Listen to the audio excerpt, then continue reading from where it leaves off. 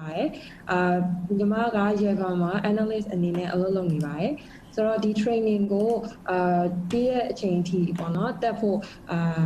တိုက်တွန်းချင်ပါတယ်ဘာလို့ဆိုတော့ training ပြီးခံနေကြလို့ရှိရင်ဒီ measure what matters ဆိုတဲ့စာအုပ် ebook ကိုညီမ lucky draw အနေနဲ့နှုတ်ပေးတော့မှာဖြစ်လို့ပါကျေးဇူးတင်ပါတယ် Okay, so shall we start then, Nicolas? Yes. Okay. So I've shared the screen. အလုံးတွေ့မြင်ရမယ်လို့ယုံကြည်ပါတယ်အဲ့တော့ကျွန်တော်ထပ်ပြီးတော့မင်္ဂလာပါလို့နှုတ်ခွန်းဆက်သပါစီကျွန်တော် introduction to OKR OKR မိတ်ဆက်ခြင်းဆိုတဲ့သင်တန်းလေးကိုကျွန်တော်အခုစလိုက်ပါမယ်ကျွန်တော်နဲ့အတူတူဒီမှာလာပြီးတော့ဆွေးနွေးဟောပြောမဲ့ပုံကိုယ်တွေကတော့ဒီ Yever Nicolas Delange ဖြစ်ပါတယ်ပြီးတော့ Yever ပဲဒီ Maddy ဖြစ်ပါတယ်အဲ့တော့ကျွန်တော်တို့၃ဦးဒီနေ့သင်တန်းသုံးမဟုတ်ဒီဆွေးနွေးဟောပြောပွဲလေးနော်ဒါလေးကိုကျွန်တော်တို့ဦးစီးပြီးတော့လုပ်သွားရမယ်ကျွန်တော်တို့ဒီမှာလာပြီးတော့တက်ရောက်တဲ့ပုံကိုယ်တွေအနေနဲ့Facebook ပေါ်ကြည့်နေတဲ့ပရိသတ်တွေရှိတယ်ကိုကြည့်နေတဲ့ Facebook live video အောက်မှာcomment တွေထဲမှာမေးခွန်းတွေမေးစရာရှိတယ်ဆိုရင်ကျွန်တော်တို့မေးမြန်းလို့ရပါတယ်နောက်ကျွန်တော်တို့ Zoom ထဲမှာတက်ရောက်နေတဲ့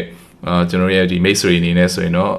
Zoom ထဲကနေ chat box ထဲကနေမေးခွန်းတွေရိုက်ထားပေးပါကျွန်တော်တို့ဒီဟောပြောပို့ချတဲ့အပိုင်းပြီးသွားပြီဆိုရင်နောက်ဆုံးမှာ Q&A section မှာကျွန်တော်တို့ဖြေကြားပေးပါမယ်ဒီဖြေကြားတဲ့အခါမှာလည်းဒီ Nicolas တို့ဒီ Maddy တို့က OKR နဲ့ပတ်သက်ပြီးတော့သူတို့ကုမ္ပဏီအဖွဲ့အစည်းမှာလည်းကိုယ်တိုင်ကျင့်သုံးပြီးတော့ဒီအတွေ့အကြုံတွေရထားသလိုဒါအခြားအဖွဲ့အစည်းတွေကိုလည်းဒါအများကြီးလိုက်ပြီးတော့အကြံပေးဆောင်ရွက်နေတဲ့အဖွဲ့အစည်းဖြစ်တဲ့အတွက်အကြံပေးပုဂ္ဂိုလ်တွေဖြစ်တဲ့အတွက်သူတို့စီမှာဒီအဖွဲ့အစည်းအမျိုးမျိုး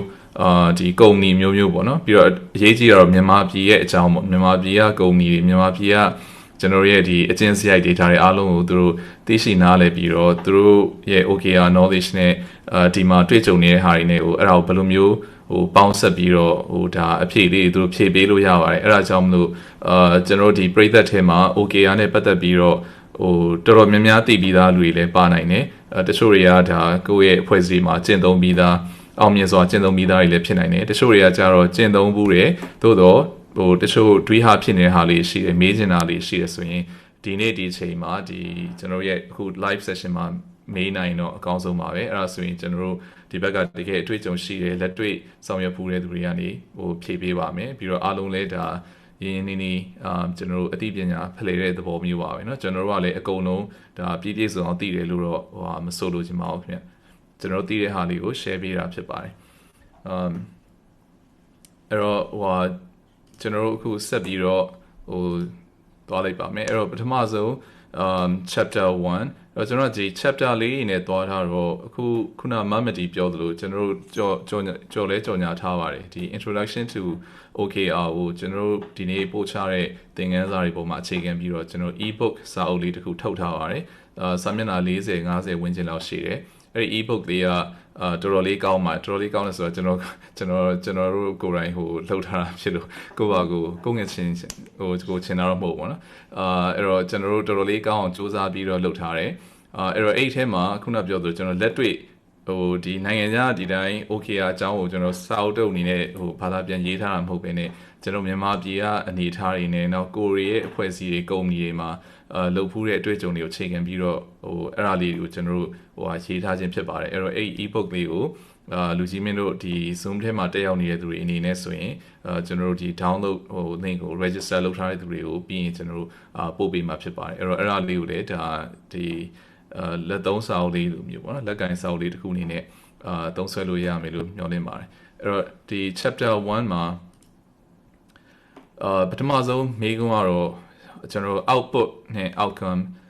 တူသလားဆိုတဲ့ဟာပထမဆုံးဒီ wall hierarchy ပေါ့နော်ကျွန်တော်မြန်မာဘာသာစကားမှာ wall hierarchy ကအမြဲတမ်းဒီအငင်းပွားပွဲရာတွေဖြစ်တယ်ပြောစရာလေးရှိတော့ဒီ wall hierarchy နှစ်ခုကိုကျွန်တော်အရင်ဆုံးရှင်းထုတ်လိုက်ဖို့လိုပါတယ်ဘာနဲ့တူလဲဆိုတော့ကျွန်တော်တို့ဒီ vision mission စသဖြင့်အဲ့လိုမျိုးတွေကိုကျွန်တော်တို့objective ဒါတွေကိုဘာသာပြန်ခိုင်းရင်အမျိုးမျိုးတွေဘာသာပြန်ကြသလိုမျိုးပေါ့အဲ့တော့ဒီစကားလုံးနှလုံးကလည်းတူသလိုနဲ့မတူဘူးဆိုတာလေးကိုကျွန်တော်ဒီမှာကွဲပြားသွားအောင်ပြချင်ပါတယ်အဲ့တော့ဒီကျွန်တော်အခုဘယ်ဘက်မှာမုံရင်းကားချက်တဲ့အမျိုးသမီးတယောက်ရှိတယ်မုံရင်းကားချက်နေတဲ့ပုံစံကျွန်တော်တွေ့ရမယ် အဲ့ဒါနောက်ညာဘက်မှာကြတော့မုံဟင်းကခွက်တစ်ခွက်တွေ့တယ်ပေါ့နော်ဒီအဲ့တော့ဒီနှစ်ခုကိုရှင်းကြည့်လိုက်ပြီးတော့ကျွန်တော်ထုတ်လုပ်ခြင်းဆိုတာရယ်ရလက်ဆိုတဲ့ဟာရယ်အဲ့လိုမျိုးကျွန်တော်ခွဲပြီးတော့မြင်လိုက်လို့ရပါတယ်เนาะအဲ့တော့ output versus outcome အဲ့တော့ output ဆိုရင်ကျွန်တော်များသောအားဖြင့် output ဆိုတာထုတ်ကုန်မယ်ထွက်လာတဲ့ပစ္စည်းဆိုတာမျိုးကျွန်တော်ကအင်္ဂလိပ်လိုကနေမြန်မာလိုဘာသာပြန်တဲ့အခါမှာအဲ့လိုမျိုးကျွန်တော်ကယူဆစရာရှိတယ်ဒါပေမဲ့ဒီ OKR နဲ့ဒီ management အသုံးအနှုန်းတွေနဲ့ကျွန်တော်ကတိတိကျကျပြောရမယ်ဆိုရင်တော့output ကအဲ့လိုမျိုးထွက်လာတဲ့ဒီထွက်ကုန်နောက်ဆုံးရလဒ်ကိုပြောတာမဟုတ်ဘဲနဲ့ output ဆိုတာဒီ process တခုပါเนาะအဲ့တော့ကျွန်တော်တို့အဲ့ဒါကိုခွဲပြီးတော့ပြန်ပြီးတော့ကြည့်လိုက်မယ်ဆိုရင်ထုတ်လုပ်ခြင်းဆိုတာဒီမုံရင်းကားချက်တဲ့ဟာဒီထုတ်လုပ်နေတယ် output တခုခုကိုလုပ်နေဆိုတဲ့ဟာဒါဒီဘယ်ဘက်ကprocess ကိုကျွန်တော်ကပြောတာဖြစ်ပြီးတော့အဲ့ကနေထွက်လာတဲ့ရလဒ်ကတော့ outcome ကဒီမုံဟင်းကားတပွဲဖြစ်ပါတယ်เนาะအဲ့တော့ဒီထုတ်လုပ်ခြင်းကနေရလဒ်တစ်ခုထွက်လာတယ်အဲ့တော့ output ကနေ outcome ထွက်လာတယ်ဆိုတာလေးကိုကျွန်တော်သိရှိနားလည်ထားဖို့ဒါအရေးကြီးတဲ့အခြေခံတစ်ချက်ပေါ့เนาะအဲ့တော့အဲ့မှာကျွန်တော်ဒီခြားနားမှုကိုဒါဆိုရင်ကျွန်တော်စပြီးတော့မြင်ရမယ်ထင်ပါတယ်အဲ့တော့မုံရင်းကားချက်တယ်ဆိုတဲ့ဟာဒီထုတ်လုပ်ခြင်း output တစ်ခုဒီမုံရင်းကားချက်တယ်ဆိုတဲ့ဟာကကျွန်တော်တို့နောက်ဆုံးလိုချင်တဲ့ရလဒ်ကဒါမဟုတ်သေးဘူးအဲ့တော့ဒီမုံရင်းကားချက်ခြင်းကဲ့သို့ဆောင်ရွက်မှုတွေကဒါထုတ်လုပ်ခြင်းဖြစ်တယ်အဲ့ကနေထုတ်လိုက်တော့မှသာထွက်လိုက်တော့မှသာဒါထွက်လာတဲ့ရလဒ်ကမုံရင်းကားဖြစ်တယ်ဒီနောက်ဆုံးလိုချင်တဲ့ရလဒ်ပေါ့နော်မုံရင်းကားချက်သူနောက်ဆုံးလိုချင်တဲ့ဟာကမုံရင်းကားခွက်ဆိုတော့အဲ့ဒါကိုကျွန်တော်ကရလဒ်ဖြစ်တယ်ဆိုပြီးတော့ပြောရမယ်အဲ့ဒါကိုကျွန်တော်ကနောက်တစ်လှမ်းဆုပ်လိုက်ပြီးတော့ပေါ့နော်ပို့ပြီးတော့ဒီမြင့်တဲ့နေရာကနေကျွန်တော်ချက်ပြီးတော့စဉ်းစားကြည့်လိုက်မယ်ဆိုရင်ဒီထုတ်လုပ်တဲ့ဒီမိဖို့ကြောင်ထဲမှာသူတို့ရဲ့ရလဒ်ကတော့မုံဟင်းကားဆိုတာထွက်သွားပြီဒါပေမဲ့အဲ့ဒါကိုကျွန်တော်ဘယ်လိုလူမျိုးနေရာနေကျွန်တော်ကြည့်ရင်ထပ်ပြီးတော့ပြောင်းသွားနိုင်မလဲဆိုတော့ဒီစားတောက်ဆိုင်ဖွင့်ထားတဲ့သူเนาะဒီမုံဟင်းကားဆိုင်ဖွင့်ထားတဲ့သူဆိုင်ရှင်အနေနဲ့ကကြတော့ဒီထွက်လာတဲ့မုံဟင်းကားဆိုတာဒီသူ့ရဲ့ဆိုင်မှာဒီမုံဟင်းကားဆိုင်မှာချပြီးတော့ကျွေးမွေးမဲ့ဒီအစားတောက်တစ်မျိုးပဲဖြစ်တယ်အဲ့တော့ဒါလည်းဒီ output နောက်ထပ်တစ်မျိုးပဲပေါ့နော်ဒါသူ့အတွက်ကတော့မုံရင်းကားတွေချမယ်အုံနှုတ်ခေါက်ဆွဲတွေချမယ်တခြားစားတောက်ဖွယ်ရတွေချမယ်ဒါတွေကသူ့ရဲ့ဒီတည်ခင်းရမယ့်သူ့ရဲ့ output တွေအဲ့ဒီကနေနောက်ဆုံးစားတောက်ဆိုင်ပိုင်ရှင်အနေနဲ့နောက်ဆုံးလိုချင်တဲ့ရလဒ်ကတော့ဒီနေ့မုံရင်းကားဘယ်နှခွက်သူချက်နိုင်နေဆိုတာမျိုးမဟုတ်ဘဲနဲ့ဒီသူတို့ရောင်းချတဲ့မုံရင်းကားအုံနှုတ်ခေါက်ဆွဲဒီနန်းကြီးတုပ်စသဖြင့်ဒီစားတောက်ဖွယ်ရတွေကိုမြေရင်ရှက်ရည်နဲ့ဖောက်တယ်ဘယ်နှရောက်လောက်ကလာပြီးတော့စားတောက်သုံးဆောင်ကြပြီးတော့စိတ်ကြည်နေပြီးတော့ပြန်သွားကြလဲနောက်နေ့မှာဘယ်လောက်ပြန်ပြီးတော့ထပ်လာလဲဆိုတဲ့ဟာနောက်ဆုံးလိုချင်တဲ့ရလဒ်ပါเนาะအဲ့တော့ကျွန်တော်စဉ်းစားကြည့်မယ်ဆိုရင်တကယ်ကိုလမ်းဘေးမှာပဲဖြစ်ဖြစ်တကယ်အပြန်စားဟိုတယ်တွေရဲ့10တက်15တက်လိုဟာမျိုးမှာစားတောက်ဆိုင်ကြီးဖွင့်ပြီးတော့ဖြစ်ဖြစ်မုံဟင်းကားကိုချက်တဲ့မုံဟင်းကားတို့စားတောက်ဖွယ်ရတော့ဘယ်လောက်ပဲကောင်းနောက်လာပြီးတော့ပုံမှန်စားခြင်းနဲ့ဖောက်တယ်မရှိဘူးဆိုရင်ဒါလိုချင်တဲ့ရလဒ်မဟုတ်ပါဘူးเนาะအဲ့တော့ကျွန်တော်အဲ့လိုမျိုးလေးဒီအစားအသောက်နဲ့ရှင်ပြီးတော့စဉ်းစားကြည့်လိုက်မယ်ဆိုရင်ကျွန်တော်တို့နေတဲ့သူကကိုလုပ်နေတဲ့လုပ်ငန်းတွေမှာလေကိုကoutcome ပေါ့နော်ကိုကရလဒ်လို့ထင်ပြီးတော့ကြိမ်နဲ့နေတဲ့တချို့ဟာတွေဒီမှာအဖြေထွက်လာပါလိမ့်မယ်เนาะကိုကြိမ်နဲ့နေတဲ့တချို့ကိန်းဂဏန်းတွေတချို့ရလဒ်လို့ယူဆထားတဲ့ဟာတွေကအမှန်တော့ output data ပဲဖြစ်တယ်ထုတ်လုပ်နေတဲ့ process တွေမှာပဲရှိသေးတယ်အစီအဝေးတက်တယ်ဆိုတဲ့ဟာမျိုးကဒါထုတ်လုပ်နေတဲ့ဟာပဲရှိတယ်အဲ့အစီအဝေးမှာစာချုပ်ချုပ်လာခဲ့လားအယောင်အဝယ်ဖြစ်လာခဲ့လားဆိုတာမှလားတကယ် outcome တစ်ခုဖြစ်ပါတယ်ဆိုတော့ဒါမျိုးလေးကျွန်တော်တို့ပထမဆုံးကြည့်လိုက်မယ်ဆိုရင်မိတ်ဆွေတို့အနေနဲ့ပို့ပြီးတော့ရှင်းသွားမယ်ထင်ပါတယ်အဲ့တော့ဒီ output နဲ့ outcome မှာကျွန်တော်ဘယ်ဟာကိုအာရုံစိုက်တင်တယ်လဲဆိုတဲ့ဟာအဲ့တော့ခုနကကျွန်တော်ပြောတဲ့ဟာကိုပဲဒီနောက်ထပ်ကာတွန်းနမူနာလေးတစ်ခုနဲ့ကျွန်တော်တို့တင်ပြရမယ်အဲ့တော့ဒီနမူနာလေးကOKR အကြောင်းရေးထားတဲ့ဒီ Purdue ဆိုတဲ့ website ကနေကျွန်တော်ကူးယူပြီးတော့ဖော်ပြထားတာဖြစ်ပါတယ်အဲ့တော့အဲ့မှာဘာကိုမြင်တွေ့ရလဲဆိုတော့ဒီဆရာဝန်2ယောက်လို့ယူဆရတယ်ဒီခွဲစိတ်ကုသတဲ့ဆရာဝန်2ယောက်ပေါ့နော် sorry ပါခွဲစိတ်ကုသတဲ့ဆရာဝန်2ယောက် သူတို့ရဲ့ဟိုမှာခွဲစိတ်ကုသခန်းထဲမှာလုံနေပေါ့နော်ဒီရက်ကြည့်နေကြတယ်အဲ့တော့ဆရာဝန်တယောက်ကပထမဆုံးဆရာဝန်ကသူပြောတယ်အရန်ကောင်းတာပဲ excellent surgery well done ဆိုပြီးတော့ congratulation လုပ်နေတဲ့ပုံလေးဖြစ်ပါတယ်အဲ့တော့အဲ့မှာနောက်ဆရာဝန်တယောက်ကကျတော့ oh yes thanks but the pity patient dies ဆိုတော့ 101နဲ့ဆရာပဲလူနာတော့တည်သွားရှာပြီဆိုတဲ့ဟာနော်အဲ့တော့ဒါကျွန်တော်တို့ဒီထဲမှာလဲကျမကြီးလောကပုတ်မိတ်ဆွေပါနိုင်ပါတယ်ဒါကျွန်တော်ဆရာဝန်တွေကိုနောက်ပြောင်းတာမဟုတ်ဘူးဒါပေမဲ့ဒီ process နဲ့ဒီ output နဲ့ outcome ဆိုတဲ့ဟာကိုနော်ဒါမြင်တာဒီဥပမာကိုကျွန်တော်တို့အားလုံးလုပ်နေတဲ့ profession အားလုံးတိုင်းမှာကျွန်တော်ထည့်လိုက်လို့ရတယ်media လုပ်ငန်းလုပ်တဲ့သူလားdesign ဆွဲတဲ့သူလား program ရေးတဲ့သူလား engineer လား data ဆောက်တဲ့သူလားတိုက်ဆောက်တဲ့သူလားအကုန်လုံးကျွန်တော်တို့ဒီနမူနာအတိုင်းကျွန်တော်သွားလို့ရတယ်အလုပ်လုပ်နေတဲ့ဟာအဓိကမဟုတ်ဘဲနဲ့ဒီနောက်ဆုံးထွက်လာတဲ့ရလဒ်ကဘာလဲဆိုတဲ့ဟာကိုကျွန်တော်ကြည့်ဖို့လိုတယ်ဆိုတာအရေးကြီးတဲ့အချက်ဖြစ်ပါတယ်เนาะအဲ့တော့ဒီခွဲစိတ်ကုသတဲ့ဆရာဝန်ကြီးတွေရဲ့အောင်မြင်မှုကိုဘယ်လိုတိုင်းထွာမလဲအဲ့တော့အဲ့မှာဒီ output ကခွဲစိတ်ကုသမှုအရေးအတွက်ဒီ number of operations the number of surgeries သူခွဲစိတ်ကုသမှုတလားကိုဘယ်နှကြိမ်သူလုပ်နိုင်တယ်ဆိုတဲ့ဟာเนาะအဲ့တော့အဲ့ဒါကဒါအောင်မြင်မှုအတိုင်းထွာတစ်ခုဖြစ်ကောင်းဖြစ်မယ်ဆိုပြီးတော့ဒါလူတွေအနေနဲ့ယူဆကြမယ်ဥပမာကျွန်တော်တို့ဆိုရင်လည်းဒါမီဒီယာလုပ်ငန်းရှင်တူအနေနဲ့ဂျာနယ်ဘယ်နှဆောင်ထွက်လဲလို့ပြောဆိုတာမျိုးကကိုတိုင်းထွာတာဖြစ်မယ်ဒါပေမဲ့တကယ်တမ်းရလက်ကအဲ့ဒါမဟုတ်သေးဘူးเนาะအဲ့တော့ကျွန်တော်outcome ကိုဆက်ပြီးတော့ကြည့်လိုက်မယ်ဆိုရင်အဓိကတကယ်လိုချင်တဲ့လူနာတွေရောဒီဆေးရုံရောဆရာဝန်ကြီးကိုယ်တိုင်ရောအလိုချင်ဆုံးနောက်ဆုံးရလဒ်ကတော့လုံးဝယောဂပျောက်ကင်းသွားတဲ့အချိန်ကိုသူကုသနိုင်တဲ့ခွဲစိတ်ကုသမှုအရေးအတွက်ပေါ့နော်ဆိုတော့အဲ့ဒါကအားလုံးအတွက်ကဒါလိုချင်တဲ့ရလဒ်ဖြစ်ပါတယ်အဲ့တော့ဒီ output နဲ့ outcome ဒီရလဒ်အဓိကရလဒ်ကဘာဖြစ်စေချင်တာလဲဆိုတဲ့ဟာကိုနည်းနည်းခွဲခြားတတ်အောင်ကျွန်တော်တို့ကအခုလိုမျိုးတိတာထင်ရှားအောင်ပေါ့နော်ကျွန်တော်နမူနာလေးနဲ့ပြလိုက်တာဖြစ်ပါတယ်ဒါမိတ်ဆွေတို့အတွက်အဆင်ပြေမယ်ထင်ပါတယ်အဲ့တော့ကျွန်တော်ဆက်လက်ပြီးတော့ OKR သမိုင်းကြောင်းကိုကျွန်တော်နည်းနည်းပြန်ပြီးတော့ပြောပြပါရစေအဲ့တော့ OKR သမိုင်းကြောင်းမှာဒီပထမဆုံးကျွန်တော်ပြောရမယ့်ပုံကိုကြီးကတော့ Andy Grove ဆိုသူဖြစ်ပါတယ်Andy Grove ကတော့1980ဒီအလွန်ဒီနှစ်တွေမှာIntel မှာသူကအကြီးအကဲဖြစ်ပါတယ်ဒါလည်းနာမည်ကြီးတယ်ဒီ Intel ရဲ့မှာဒီအကြီးအကဲတယောက်အနေနဲ့ဒီ engineering နဲ့ဒီ production manufacturing ဒီနည်းပညာလောကမှာနာမည်ကြီးသလိုသူကဒီစီမံခန့်ခွဲမှုလောကမှာလည်းသူကနာမည်ကြီးပါတယ်ဘာလို့လဲသူကသူ့ရဲ့ Intel မှာသူ့ရဲ့ management အတွေ့အကြုံတွေကိုအခြေခံပြီးတော့ high output management ဆိုတဲ့စာအုပ်ပေါ့နော်ဒီ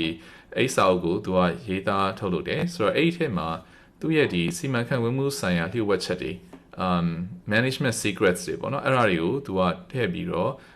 ရေးခဲ့တယ်ရေးပြီးတော့အဲ့စာအုပ်ကနေအဲ့လိုမျိုးရေးသားခဲ့တဲ့ဟာကဒီ OKR ကိုအုံမြင့်ချပေးခဲ့တယ်လို့ကျွန်တော်တို့ပြောလို့ရပါတယ်ဒီစာအုပ်ကနေဒီ management တွေအတွက် manager တွေအတွက်ကိုဒါကောင်းတဲ့စာအုပ်တစ်ခုဖြစ်ပါတယ်အဲ့ဒီကနေအဲ့အချိန်မှာပဲ Intel မှာJohn Doe ဆိုတဲ့ဒီပုဂ္ဂိုလ်တူက engineer တယောက်အနေနဲ့သူကအလုပ်ဝင်ပြီးတော့လုပ်နေ Andy Grove အောက်မှာအဲ့မှာသူကသူ့ရဲ့ဒီ boss Andy Grove ရဲ့ဒီစီမံခန့်ခွဲမှုအတတ်ပညာတွေသူကလေ့လာခွင့်ရတယ်ဒါကိုသူတအားလဲသဘောကျတယ်ဒီ OKR ဆိုတဲ့ concept ကိုလည်းသူတအားသဘောကျတော့နောက်ကျတော့သူဒီ Intel ကနေထွက်ပြီးတော့ venture capitalist လုပ်တယ်နောက်အပြင်မှာဒီငွေကြေးရင်းနှီးမြှုပ်နှံသူတူဦးအနေနဲ့ပေါ့နော်သူကလောက်ရတော့startup company တွေအများကြီးနဲ့သူကလုပ်ရတယ်လုပ်ရတော့အိမ်မှာသူကဒီအတွေ့အကြုံတွေလည်းရလာသူကစာရေးဆရာလည်းဖြစ်ပြီးတော့သူစာအုပ်တွေထုတ်တယ်အဲ့ဒီထဲမှာနာမည်ကြီးတဲ့စာအုပ်ကတော့ measure what matters ဆိုတဲ့စာအုပ်အဲ့ဒါခုနလည်းMaddyပြောပြတဲ့ကျွန်တော်တို့ဒီနေ့ဒီကန်ဆာမဲဖောက်ပေးမဲ့အစီအစဉ်ထဲမှာပါတဲ့စာအုပ်လေးဖြစ်ပါတယ်အဲ့တော့ဒီ measure what matters ဆိုတဲ့စာအုပ်ကိုသူထုတ်ခဲ့တယ်အဲ့စာအုပ်ကဒီ OKR အကြောင်းကိုဒါရေးထားပြီးတော့ OKR ကိုတကယ်ကုန်ကြီးတွေဘယ်လိုမျိုးသုံးစွဲနေလဲဆိုတဲ့ဟာကိုဒါတည်တည်ကြကြဖော်ပြထားပြီးတော့ထားတဲ့ဟာပါအဲ့တော့ကျွန်တော်တို့ဒီသူ့ရဲ့သမိုင်းကြောင်းကိုပြန်ပြီးတော့ကြည့်လိုက်မယ်ဆိုရင်ကျွန်တော်တို့ဒီ1980ကျော်လောက်မှာဒီသူ့ရဲ့တိုင်းတာနိုင်သောရည်မှန်းချက်များကိုချမှတ်တဲ့ကိစ္စဆိုတဲ့ဟာကိုမိတ်ဆက်ဖို့ Andy Grove က ဒီ OKR နီးစနစ်ကိုစပြီးတော့တီထွင်တယ်ပြီးတော့ John Doe က Intel မှာဝင်ပြီးတော့လုပ်တယ်နောက်1999ခုနှစ်မှာ sorry ကျွန်တော်ရဲ့ video ပိတ်သွားလို့ကျွန်တော်ပြီးမှပြန်ဖွင့်လိုက်ပါJohn Doe ကဒီ OKR ကိုဒီသူရင်းနှီးမြှုပ်နှံထားတဲ့နီးပညာလုပ်ငန်းအသစ်ပေါ့နော်အဲ့တော့ဒေါ်လာ12 သန်းသူက venture capitalist အနေနဲ့funding financing ထည့်ခဲ့ပြီးတော့အဲ့ဒီကုမ္ပဏီအသစ်လေးမှာသူက OKR မိတ်ဆက်ပြီးတယ်အဲ့ဒီတော့ဝန်ထမ်း40ကျော်လောက်ပဲရှိသေးတယ် Google ကဒီစပဲရှိသေးတယ်ပေါ့နော်အဲ့တော့အချိန်လေးမှာဒီ Google ရဲ့ထူထောင်သူ2ယောက်ကဒီ John Doe ပြောတဲ့ဟာကိုတအားသဘောကျပြီးတော့သူအဲ့ဒါကိုကျင့်သုံးနေဆိုပြီးတော့လုပ်ခဲ့တာနေအခုဆိုရင်အားလုံးသိတဲ့အတိုင်း Google ကဒီကမ္ဘာပေါ်မှာအကြီးဆုံးကုမ္ပဏီတစ်ခုဖြစ်တယ်အရေးပါဆုံးကုမ္ပဏီတွေထဲမှာပါတယ် Facebook တို့ Google တို့ဆိုတာကျွန်တော်တို့နေ့စဉ်ရှောင်လို့ရတဲ့ဟာတွေမဟုတ်ဘူးเนาะဒီ platform ကြီးတွေတော့ Google မှာဆိုရင်လည်းဝန်ထမ်းကအခုဆို2 သိန်းဝန်းကျင်လောက်ရှိတယ်လို့ကျွန်တော်တို့လေ့လာရပါတယ်အဲ့တော့10 ကနန်းလောက်တုန်းကလည်းအဆင်ပြေတယ်သိန်းကနန်းဆိုရင်လည်းအဆင်ပြေတဲ့စီမံခန့်ခွဲမှုကရိယာတစ်ခုဖြစ်တဲ့အတွက်ဒါကျွန်တော်တို့တော်တော်လေးကောင်းတယ်လို့ပြောလို့ရပါတယ်ပြီးတော့ဒီGoogle တင်သာမကဘူးဒါ Netflix တို့ LinkedIn တို့ General Electric တို့စသဖြင့်ကုမ္ပဏီအများကြီးပဲဒီမှာGoogle ရဲ့အောင်မြင်မှုဟာကိုကြည့်ပြီးတော့တောင်တခြားကုမ္ပဏီလည်းအများကြီးအောင်မြင်ကြတော့တော်တော်များများဒီဟာတွေကိုသုံးကြတယ်Dropbox LinkedIn Deloitteပြီးတော့ဒီတချို့နိုင်ငံကြီးတွေစစ်တပ်တွေမှာတော့မှသုံးကြတယ်ဆိုတာမျိုး OKR ကိုသုံးပြီးတော့စီမံခန့်ခွဲမှုတွေလုပ်ကြတယ်နောက်ကျွန်တော်အခုဒီမြန်မာပြည်မှာလည်း OKR ဒါအရင်ကတည်းကလည်းရောက်နေတာဖြစ်မှာပါဒါပေမဲ့ကျွန်တော်2019ဝန်းကျင်လောက်မှာစပြီးတော့ဟောပြောပွဲတွေပါတယ်ကိုကျွန်တော်တို့လည်းစပြီးတော့သတိထားလာမိတယ်အဲ့တော့တဖြည်းနဲ့ပို့ပြီးတော့ခက်စားလာတယ်ဆိုတာကိုကျွန်တော်တို့တွေ့မြင်ရပါတယ်ပြီးတော့ဒီစိတ်ပိုင်းများကျွန်တော်ကြည့်တဲ့အခါမှာ OKR ကိုဘယ်လိုမျိုးခွဲထားပါသလဲဒီ OKR ရဲ့အစိတ်ပိုင်းလေးတွေကိုကျွန်တော်တို့ကြည့်ပါမယ်အဲ့တော့ OKR ဆိုတာရည်မှန်းချက်ဆိုတာ ਨੇ ဒီအဓိကရလက်ဆိုတာကိုဖြစ်ပါတယ်အဲ့တော့ဒီ OKR မှာO ဆိုတာတော့ဒီ objective ရည်မှန်းချက်နောက် key results ကတော့ဒီအဓိကရလက်များပေါ့နော်အဲ့ဒါမျိုးကျွန်တော်ဖြစ်ပါတယ်အဲ့တော့အဲ့မှာ objective ကဘာကိုပြောချင်လဲဆိုတော့ objective ဆိုတာကျွန်တော်ဥတီယာလို့လည်းပြောလို့ရပါတယ်ကျွန်တော်ဘယ်ကိုသွားချင်တာလဲဆိုတဲ့ဟာကိုပြောတဲ့ဟာပေါ့နော်ဘယ်အရာကိုကျွန်တော်ပြီးမြောက်အောင်လုပ်ချင်တာလဲနော်ဘာကိုဖြစ်ချင်တာလဲဆိုတာကိုဒါ objective အနေနဲ့ကျွန်တော်ပြောလို့ရတယ်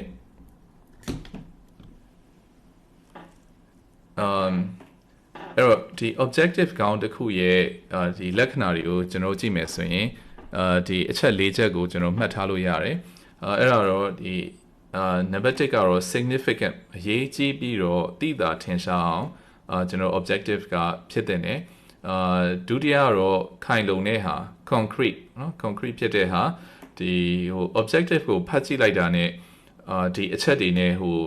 ဖြစ်တဲ့တယ်ဆိုတာမျိုးပေါ့နော်အဲ့တော့ action oriented ခိုင်လုံဖြစ်ရမယ်ပြီးတော့ဒီ inspiration တော့ဒါကိုဖတ်ကြည့်ပြီးတော့ဖတ်ကြည့်လိုက်တာနဲ့စိတ်ပြက်စရာကြီးဆိုတာမျိုးမဟုတ်ဘဲနဲ့ဖတ်ကြည့်လိုက်တာနဲ့စိတ်ဓာတ်တွေတက်ကြွလာတဲ့ဟာမျိုးပေါ့နော်ဆိုတော့အဲ့ဒါမျိုးလေးဖြစ်ရပါမယ်ဒါတွေကလည်းကျွန်တော်တို့ခဏကျွန်တော်တို့ဆိုရင်လည်းဒါကိုယ့်ရဲ့ကုမ္ပဏီဖွဲ့စည်းတွေမှာတွေကိုမကြာခဏဖြစ်နေရတဲ့ဟာပေါ့နော်ကိုပြောလိုက်တဲ့ဟာကိုလုပ်မယ်ဆိုပြီးတော့စဉ်းစားလိုက်တဲ့ဟာကိုကသာကိုယ့်ဘောက်ကောင်းနေထင်တာကိုယ့်ရဲ့ဝန်ထမ်းတွေကိုယ့်ရဲ့အဖွဲ့သားတွေကြည့်ရင်ကောင်းချင်မှကောင်းမှာအဲ့တော့ဒါလေးတွေကိုကျွန်တော်တို့ဒါသတိထားဖို့ဖြစ်ပါတယ်အဲ့တော့ဒီ key results ကကြတော့ဘယ်လိုပြီးမြောက်အောင်ဆောင်ရွက်မလဲဆိုတဲ့ဟာဖြစ်ပါတယ်အဲ့တော့ဒါကိုကျွန်တော်တို့ကဘယ်လိုလုပ်မလဲပေါ့နော်ဒီတိုင်းထွာလို့ရတဲ့ဟာဖြစ်ရမယ်အဲ့တော့ကျွန်တော်တို့ဒီမှာ smart ဆိုတဲ့ဟာကြားပူးကြမှာပါspecific measurable achievable realistic ပြီးတော့ဒီ timely เนาะအဲ့ smart ဆိုတဲ့အတိုင်းပဲကျွန်တော်တို့ဒီမှာဒီ key result ကောင်းတစ်ခုဟာလေspecific ဖြစ်တဲ့ပြီးတော့ time bound ဖြစ်တဲ့ပေါ့နော်ကျွန်တော်တိတိကျကျသူ့ကို ပြောနိုင်နေဟာအဲ့တော့ကျွန်တော်ဒီ objective တစ်ခုချမှတ်ပြီးတော့ key result ဆက်ပြီးတော့ပြောစမ်းဆိုရင်အဲ့ key result ကိုဝိုးတို့ဝါဒနဲ့ဘာကိုပြောမှမသိဘူးဆိုတာမျိုးเนาะကျွန်တော်နောက်ပိုင်းနဲ့ဆက်ပြီးတော့မြင်လာပါလိမ့်မယ်အဲ့လိုမျိုးဖြစ်လို့မရဘူးတိတိကျကျဖြစ်ရမယ်ဘယ်ကနေဘယ်ကိုသွားချင်တာเนาะအဲ့လိုဘယ်ကိုသွားချင်တာဘယ်ကိုရောက်ပြီလဲဘယ်နှမိုင်တိုင်ရောက်ပြီလဲပေါ့နော်စသဖြင့်အဲ့လိုမျိုးတွေကိုကျွန်တော်တို့ပြောနိုင်တဲ့ဟာမျိုးဖြစ်ရမယ် now aggressive ဖြစ်ပြီးတော့aggressive ဆိုတော့ကျွန်တော်တို့ကြမ်းကြမ်းတမ်းတမ်းလောက်တာကိုပြောတာမဟုတ်ဒါပေမဲ့ရီမှန်းချက်ကိုမြင့်မြင့်မားမားနဲ့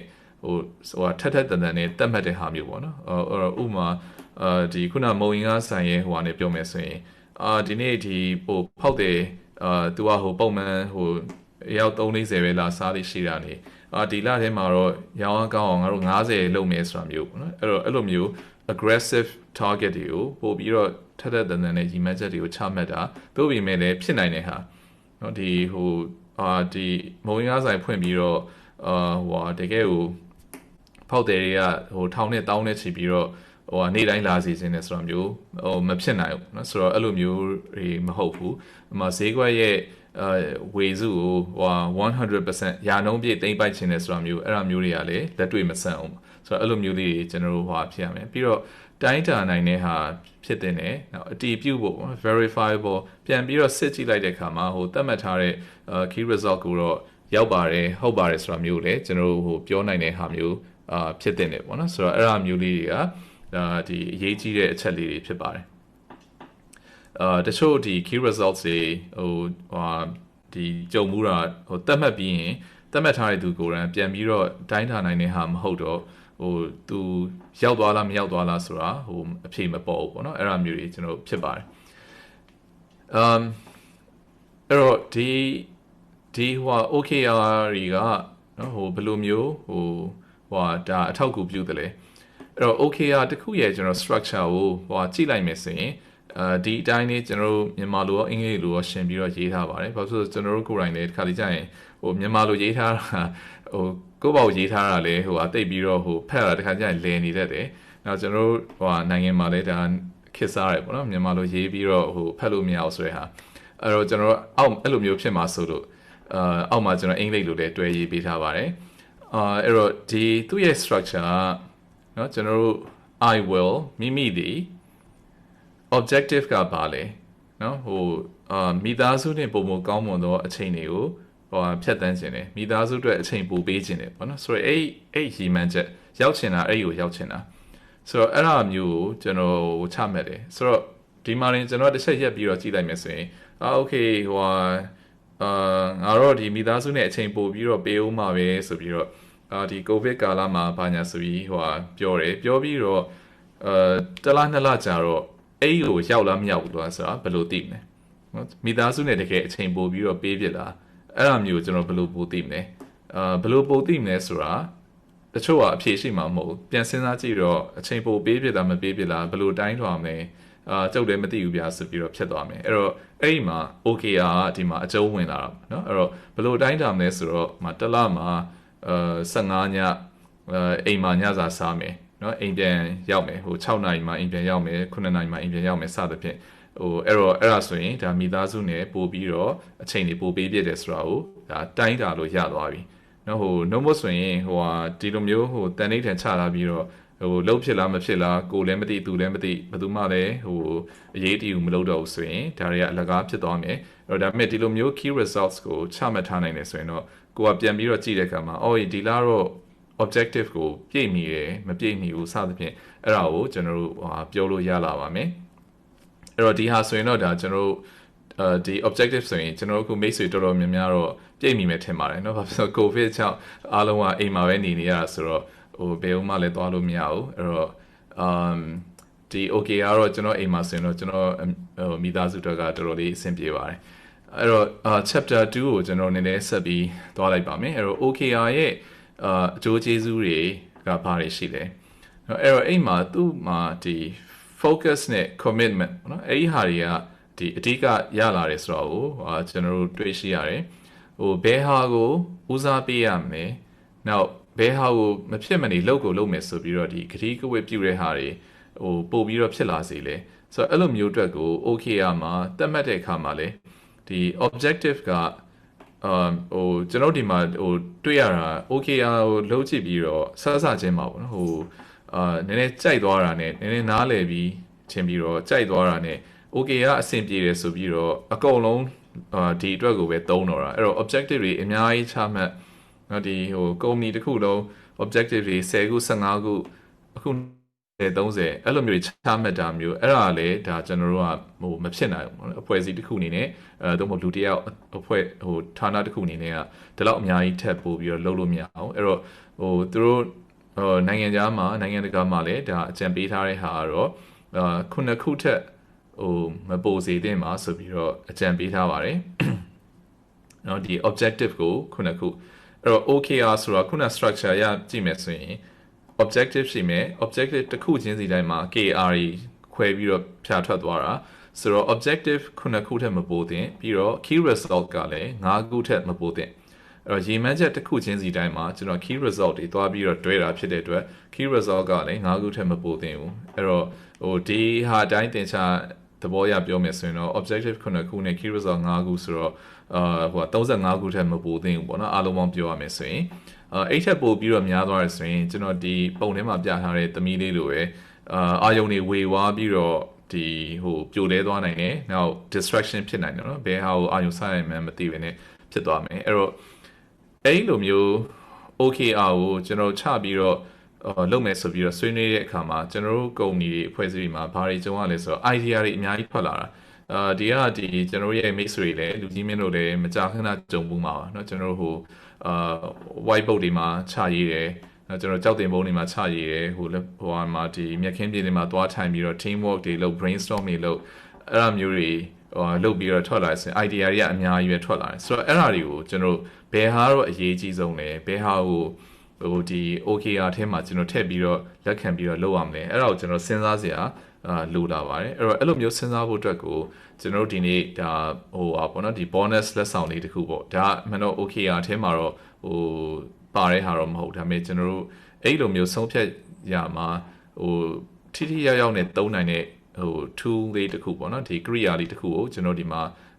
ဟိုပြောပြပါမယ်အဲ့ဒါတော့Eisenhower decision matrix လို့ခေါ်ရတဲ့ဟာပါအဲ့တော့ဒီသင်တန်းတွေပါတက်ဖူးနေတဲ့သူစာတွေလည်းဖတ်တဲ့သူတွေဆိုရင်တော့အကုန်သိပါလိမ့်မယ်เนาะအဲ့တော့မသိတဲ့သူတွေအတွက်ကိုကျွန်တော်နည်းနည်းလေးအချိန်ယူပြီးရှင်းပြပါမယ်အဲ့တော့ဒီ Eisenhower decision matrix ကဒီ urgent important matrix လို့လည်းခေါ်တယ်ဟို urgent ဆိုတော့ဟို urgent ပေါ့နော်အမြန်လိုတယ်ဆိုတဲ့ဟာကိုကျွန်တော်ပြောတဲ့ဟာမြန်မာလိုဘာသာပြန်တော့အရေးပေါ်ပေါ့ဒါပေမဲ့အရေးပေါ်ဆိုတဲ့စကားလုံးကဟိုကျွန်တော်တို့ဒီတချို့နေရာတွေတော့ကဟိုမသိတော့ကျွန်တော်အမြန်လိုတယ်လို့ပဲဒီမှာကျွန်တော်ဟိုအလွယ်ပဲဘာသာပြန်ထားလိုက်ပါတယ်เนาะအဲ့တော့ဒါပေမဲ့ပြောချင်တာတော့ urgent နောက်တစ်ခုကကြတော့နောက်တိုင်းထွာမယ့်ဟာတစ်ခုကကြတော့အရေးကြီးလားဆိုတဲ့ဟာ important ဆိုတဲ့ဟာเนาะအဲ့တော့ဟိုဒီအဲ့ဟာကိုကျွန်တော်ကဟိုကြည့်မယ်ဆိုရင်เนาะဒီ important လည်းဖြစ်တယ်အရေးလည်းကြီးတယ်အမြန်လည်းလိုတယ်ဆိုရင်ကျွန်တော်ကသူ့ရဲ့ဒီ quadrant ထဲမှာအပြာရောင်အကွက်ထဲကိုသွားပြီးတော့ကြာမယ်ဆိုတော့အဲ့ဒါဘာလဲဆိုတော့ do လုပ်ရမယ်ဆိုတဲ့ဟာเนาะလုပ်မည်ဆိုတဲ့အကွက်ထဲကိုကျွန်တော်ထည့်လိုက်မယ်အရေးကြီးတယ်သို့ပေမဲ့သူ့ကိုအမြန်မလို့ချက်ချင်းမလို့ဆိုရင်ဒါကိုကျွန်တော်က decide လုပ်မယ်စဉ်းစားမယ်ဟိုရွှေ့မယ်ပေါ့နော်နောက်ကျမှလုပ်မယ်ဆိုတဲ့ဟာမျိုးဒါကျွန်တော်ကဖြစ်သွားပါတယ်အရေးကြီးတယ်သို့တော့ချက်ချင်းမလို့သေးဘူးအဲ့တော့ချက်ချင်း do ဆိုတဲ့အပြာကွက်ထဲကိုမထည့်ဘဲနဲ့နောက်တစ်ကွက်ကိုအစိမ်းရောင်ကွက်ထဲကိုကျွန်တော်ရွှေ့လိုက်မယ်နောက်တစ်မျိုးကကြတော့အရေးမကြီးဘူးသို့တော့အမြန်လိုတယ်အဲ့ဒါဆိုရင်အရေးတော့မကြီးဘူးကိုယ်တိုင်လောက်ရလောက်အောင်အရေးကြီးတဲ့ဟာမဟုတ်ဘူးဒါပေမဲ့ချက်ချင်းတော့လိုနေเนาะအဲ့ဒါကိုကျွန်တော် delegate ဆိုတဲ့ဟာတွေကိုလုပ်လိုက်မယ်အဲ့တော့တခြားတရားရောက်ဟိုကိုယ့်ရဲ့လက်အောက်ငယ်သားတယောက်ဖြစ်မယ်ကိုယ့်ရဲ့ဒန်းတူလှုပ်ဖို့ဂိုင်းဘက်တယောက်ကသူနဲ့ပို့ပြီးတော့တင့်တော်လို့သူလွှဲပြီးတော့လှုပ်လိုက်တာဖြစ်မယ်သို့မဟုတ်လေကိုယ့်ရဲ့ဒီအထက်ကလူကြီးလည်းဖြစ်နိုင်တာပေါ့နော်ဒါပေမဲ့ဟို delegate ပေါ့ကိုလှုပ်ဖို့ကိုလှုပ်နိုင်တဲ့ဟာမဟုတ်ဘူးကိုလှုပ်เสียလည်းမလိုတဲ့ဟာမျိုးကိုကလွှဲပေးလိုက်တဲ့ဟာ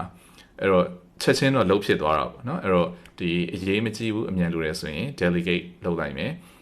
ပြီးတော့အရေးလည်းမကြီးဘူးအမြန်လည်းမလိုဘူးဆိုရင်တော့ သူက delete box တွေကိုကျွန်တော်ထည့်လိုက်ပြီးတော့ဟိုပယ်ဖြတ်လိုက်တယ်ဆိုတာမျိုးကိုကျွန်တော်သွားလိုက်မယ်ဆိုရင်ဒီ Eisenhower decision matrix က urgent important matrix တွေဟာဒီလိုဖြစ်သွားပါမယ်เนาะအဲ့တော့မိတ်ဆွေတို့အတွက်ဒီ tool လေးကဒီ Korea လေးကအသုံးတက်မယ်လို့ထင်ပါတယ်ဆိုတော့အဲ့ဒါကိုကျွန်တော်လက်တွေ့ကျင့်သုံးကြည့်ပါမယ်เนาะအဲ့တော့လက်တွေ့ကျင့်သုံးကြည့်တဲ့အခါမှာပထမဆုံးက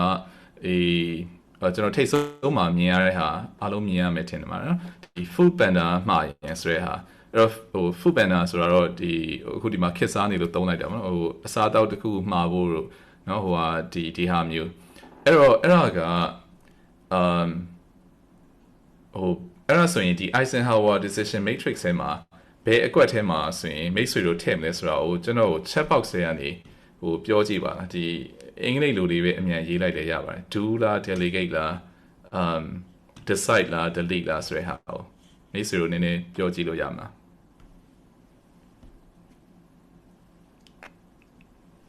ကျွန်တော် second 20လောက်အချိန်ပေးပါမယ်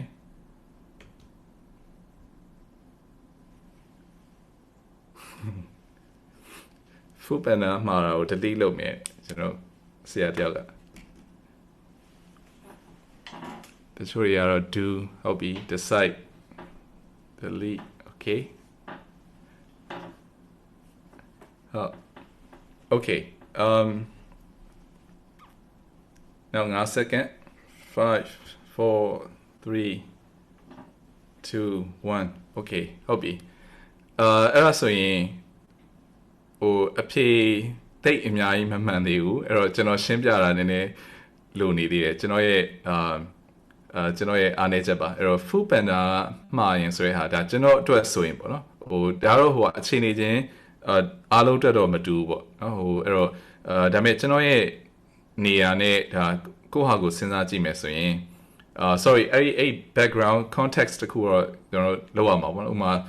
ကိုကဒီကိုယ့်ရဲ့အဖွဲ့အစည်းမှာဒီ supervisor လိုမျိုး manager လိုမျိုးဒီဟိုဟာတခုခုဆိုရင်ကိုယ့်အလုပ်ကကိုယ့်အချိန်ကရန်တန်မိုးရှိတယ်ပေါ့နော်ကိုကအလုပ်ရန်များတတ်တဲ့လူမျိုးကို့မှာလည်းဒီဝိုင်းပြီးတော့ကူပေးမဲ့တောင်းငယ်သားတွေလုပ်ပေါ်ကန်ဘက်တွေရှိခဲ့တယ်ဆိုရင်ကျွန်တော်သာဆိုရင်အဲ့လိုမျိုးမှာဘယ်လိုစဉ်းစားမလဲဆိုတော့sorry mouse ကနေလို့ okay ဘယ်လိုမျိုးစဉ်းစားမလဲဆိုတော့ food panda ကနေမှာတဲ့ကိစ္စကအမြန်လိုလားဆိုတော့အမြန်လိုတယ်ဘာဖြစ်လို့ဆိုတော့ဒါဒီနေ့စားရမှာမို့လို့เนาะကျွန်တော်ဒီနေ့စားရမယ်အခုစားရမယ်ဗိုက်စားနေပြီเนาะအဲ့တော့ကျွန်တော်တို့ဟိုဥမာကျွန်တော်ရဲ့ team ကိုဟို mold dream လို့ဒါမှမဟုတ်လေကိုယ်တိုင်ဝယ်စားမလို့ကိုမိသားစုတွေစားမလို့ဒါပေမဲ့သူ့ရဲ့ဟိုကဒီအရေးကြီးမှုပေါ့နော်အဲ့တော့အရေးကြီးမှုဆိုတာကိုယ်တိုင်လောက်ရမလားဆိုတဲ့ဟာကိုအဲ့တော့ကျွန်တော်တိုင်းထွာလိုက်မှာပေါ့နော်အဲ့တော့ကိုယ်တိုင်လောက်ရလောက်အောင်အရေးကြီးတဲ့ဟာလားဒါကိုသူများမလုပ်ပေးနိုင်တော့ဘူးလားเนาะအဲ့ဒါမျိုးကိုကျွန်တော်စဉ်းစားကြည့်လိုက်မယ်ဆိုရင်အဲ့ဒါရှူတောင်းအောင်နေကြည့်မယ်ဆိုရင်အရေးမကြီးဘူးကိုယ်တိုင်ဒီ food panda ကနေမှာတဲ့အလုပ်ကိုလုပ်ဖို့ကအရေးမကြီးဘူးဆိုရင်ဒါကိုကျွန်တော်တို့ကdelegate box ကိုကျွန်တော်ရွှေ့လိုက်လို့ရတယ်နော်အဲ့တော့သဘောကတရားတခြားတယောက်ကိုမှားလိုက်မယ်သဘောကမှကျွန်တော်အခုလိုမျိုးဟို Zoom meeting တွေပိုင်းနဲ့ကျွန်တော်အလုပ်များနေဆိုရင် food panda မှာတဲ့ကိစ္စကိုကျွန်တော်သားကိုကျွန်တော်ဟိုပြောမယ်နော်သားရေးဒီဟာလေးမှာပေးပါညီလေးစားခြင်းတဲ့အတွက်လုပ်ပေးပါဆိုရင်ဒါဆိုသားအကြီးကမှာပေးမယ်သို့မဟုတ်ရုံးနေပါလိမ့်မှာဆိုရင် receptionist တို့ဒီ admin assistant တို့ကိုပြောလိုက်မယ်ဒါမှမဟုတ်လေတရုံလုံးကလူအားလုံးဟိုမှားစားကြမယ်ဟာကိုလူတိုင်း engineer တွေ sales တွေအကုန်လုံးလုပ်နေကြမလို့တယောက်ကိုလွှဲပေးလိုက်စုပေါင်းတာဝန်ပေးလိုက်သူကနေလုပ်မယ်အဲ့တော့ဒါကျွန်တော်တို့ကဒီ delegate box တွေကိုထည့်လိုက်မယ်ပေါ့နော်အဲ့တော့ဆိုရင်နည်းနည်းလေးပို့ပြီးတော့ဟိုနားလည်မယ်လို့ယူဆရပါတယ်အဲ့တော့နောက်တစ်ခုကိုကျွန်တော်ကြည့်အောင် Facebook ကြည့်ရင်ဆိုတဲ့ဟာကိုအဲ့ဒါကို chat box မှာဆရာတို့အမြန်လေးရိုက်ထည့်ပေးလို့ရမလားကျွန်တော်15 second ပေးပါမယ်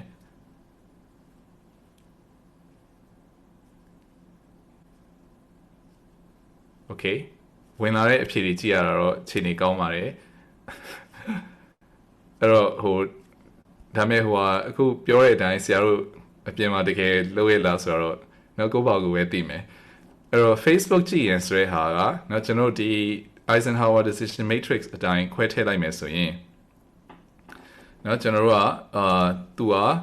အမြန်လို့သလားနော်ဟို Facebook တက်ကြည့်ပြီးတော့ဟိုဟာတခုလုပ်ဖို့ဆိုတာအမြန်လို့ဆိုတာဟိုအမြန်မလို့เนาะအရေးရောကြည်လားဆိုတော့အရေးလည်းမကြည့်ဘူးအဲ့ဒါဆိုရင်ကျွန်တော်ဒါဆိုရင်တော့ Facebook သုံးဆွဲခြင်းဆိုတဲ့ဟာကိုဒါ Facebook ကြည့်ရင်ဆိုတဲ့ဟာကို delete box ကိုကျွန်တော်ဆွဲထည့်လိုက်မယ်เนาะဘာဖြစ်လို့ तू ကဟို urgent လည်းမဟုတ်ဘူး important လည်းမဟုတ်ဘူးဒါပေမဲ့ကျွန်တော်တို့ဒီထဲမှာဟိုကျွန်တော်မိတ်ဆွေတယောက်ပြောထားသလိုဟိုအချိန်ဒီပေါ်မှာလည်းမူတည်တာပေါ့နော်ကိုယ့်ရဲ့အလုပ်ကိုဟို Facebook ပေါ်မှာဒီနေ့ဟာဆိုရင်ကျွန်တော် Facebook ပေါ်ဒီဟို live တင်ဖို့အတွက်ကိုခုနက technical error နဲ့လုံးပန်းနေရတယ်ဒါဆိုရင်မဖြစ်မနေ Facebook ကိုတက်ကိုကြည့်ရမှာပေါ့ဒီအလုပ်တော့ဒါမျိုးတော့ရှိတာပေါ့နော်အဲ့တော့ကျွန်တော်နောက်တစ်ခုကိုသွားရမယ်ယနေ့တင်ရမယ့် proposal 5 second အဲ့ဒါလေးကိုလည်းဖြည့်ကြည့်ပါဒီနေ့တင်ရမယ့် proposal okay အားလုံးမှန်တယ်အဲ့ဒါတော့ကျွန်တော်အရေးလေးကြည့်တယ်အမြန်လဲလိုတယ်ကိုယ်တိုင်လုပ်ပါokay နောက်တစ်ခု5 second နောက်လသတင်းထုတ်ပြန်ချက်စီစစ်ရင်အဲ့မှာ keyword ကနောက်လအဲ့မှာအရေးကြီးတယ်เนาะဒီဥမာဒီသတင်းထုတ်ပြန်ချက်ဒါလည်းဟိုကိုယ့်အခြေအနေပေါ်မူတည်တာပေါ့နော်ကိုကအရန်ကြီးကိုတကယ် high boss ဖြစ်နေလို့ဒီသတင်းထုတ်ပြန်ချက်လောက်တောင်ဆက်စရာမလိုတော့ဆိုရင်တော့လည်းဒါမလိုပေါ့ဒါပေမဲ့တောင်းတန်ဖွဲ့စည်းမှာတော့ဒီ press release အဆောင်ထွက်မယ်ဆိုရင်တော့ဒါကုမ္ပဏီမှာပတ်သက်နေတဲ့သူတွေတာဝန်ရှိသူတွေအနေနဲ့ကတော့ဒါသိသင့်တယ်အနည်းဆုံးတော့ဟိုဒီထဲမှာပါတဲ့အချက်လက်တွေကိုတော့ကြည့်သင့်တယ်ဆိုတော့ဟိုအရေးကြီးတယ်ဒါပေမဲ့နောက်လာမှထုတ်မယ်ဟာအခုချက်ချင်းဟိုလုံနေတဲ့ဟာတွေကိုပြစ်ချပြီးတော့လှုပ်ရှားမလို့သေးဘူးအဲ့ဒါဆိုရင်ကျွန်တော်တို့ကဒါကို decide ထဲကိုထည့်လိုက်မယ်နောက်တစ်ခုအောင်မှာကျွန်တော်အခုကနှစ်ဆန်းရာသီဆိုတော့ဟိုနှစ်သက်ကူ grading cut တွေနောက်မကြခင်တကြံလာမယ်စသဖြင့်ဒါမျိုးတွေဆိုရင် post cut တွေပို့တဲ့ဟာကိုကျွန်တော်ဘယ်လိုလုပ်မလဲ5 second ကျွန်တော်ပြီးမယ် okay အဲ့တော့ post cut တွေပို့တဲ့ဟာဆိုလေဒါကျွန်တော်ခုနအခုတော်တော်သဘောပေါက်သွားပြီအမြန်လိုတယ်เนาะကျွန်တော်တို့ကအခုဒီနေ့ဒီရက်အတွက်ကိုဒီကပ်ပြားပို့ရမှာဆိုတော့အမြန်လိုတယ်ဒါပေမဲ့ကိုယ်တိုင်လုံးဝမဲ့ဟာလားတော့မဟုတ်ဘူးဒါအတွက်ပတ်သက်တဲ့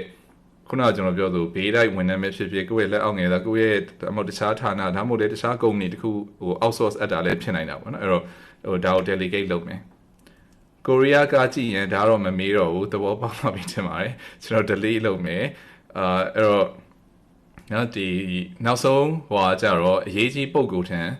ဖုန်းပြန်ဆက်ရင်ကျွန်တော်ဟို miss call ဝင်လာတယ် miss call ဝင်ထားတယ်ပေါ့နော်ဥပမာကျွန်တော်ဒီစာတင်နေရလို့ Zoom meeting လုပ်နေရလို့ call တစ်ခုဝင်ထားတယ်ဆိုရင်ဘယ်လိုလုပ်ကြမလဲเนาะအဲ့ဒါဆိုရင်ဟိုဒီအခုဒီမှာအဖြေတွေတော့တက်နေပါပြီသူဥပမာဟိုကျွန်တော်အရေးကြီးပုံကဆိုတာလေကိုယ့်ရဲ့အခြေအနေပေါ်မှာမူတည်တာပေါ့နော်ဥပမာကျွန်တော်အတွက်ဆိုရင်ကျွန်တော်အမျိုးသမီးကအရေးကြီးပုံကိုအဲ့တော့သူဖုန်းဆက်ထားရဲဆိုရင် miss call ဆိုရင်ဒါကျွန်တော်တက်နိုင်တာနဲ့ချက်ချင်းအကြောင်းပြန်ဖို့လိုမယ်တချို့သူတွေတက်ကကိုယ့်ရဲ့အထက်ရရှိဟိုဝင်ကြီးညွှန်ချုပ်ဟိုရဲမှုချုပ်စသဖြင့်ဒီဟိုဟာတွေကဆက်ထားတယ်ဒါတွေဆိုရင်ကျွန်တော်တို့ကဟိုချက်ချင်းကိုဖုန်းထူရင်ထူရမယ်သို့မဟုတ်ချက်ချင်းပြန်ရမယ်ဆိုတော့အဲ့လိုမျိုးကျွန်တော်ကဒီ Eisenhower decision matrix က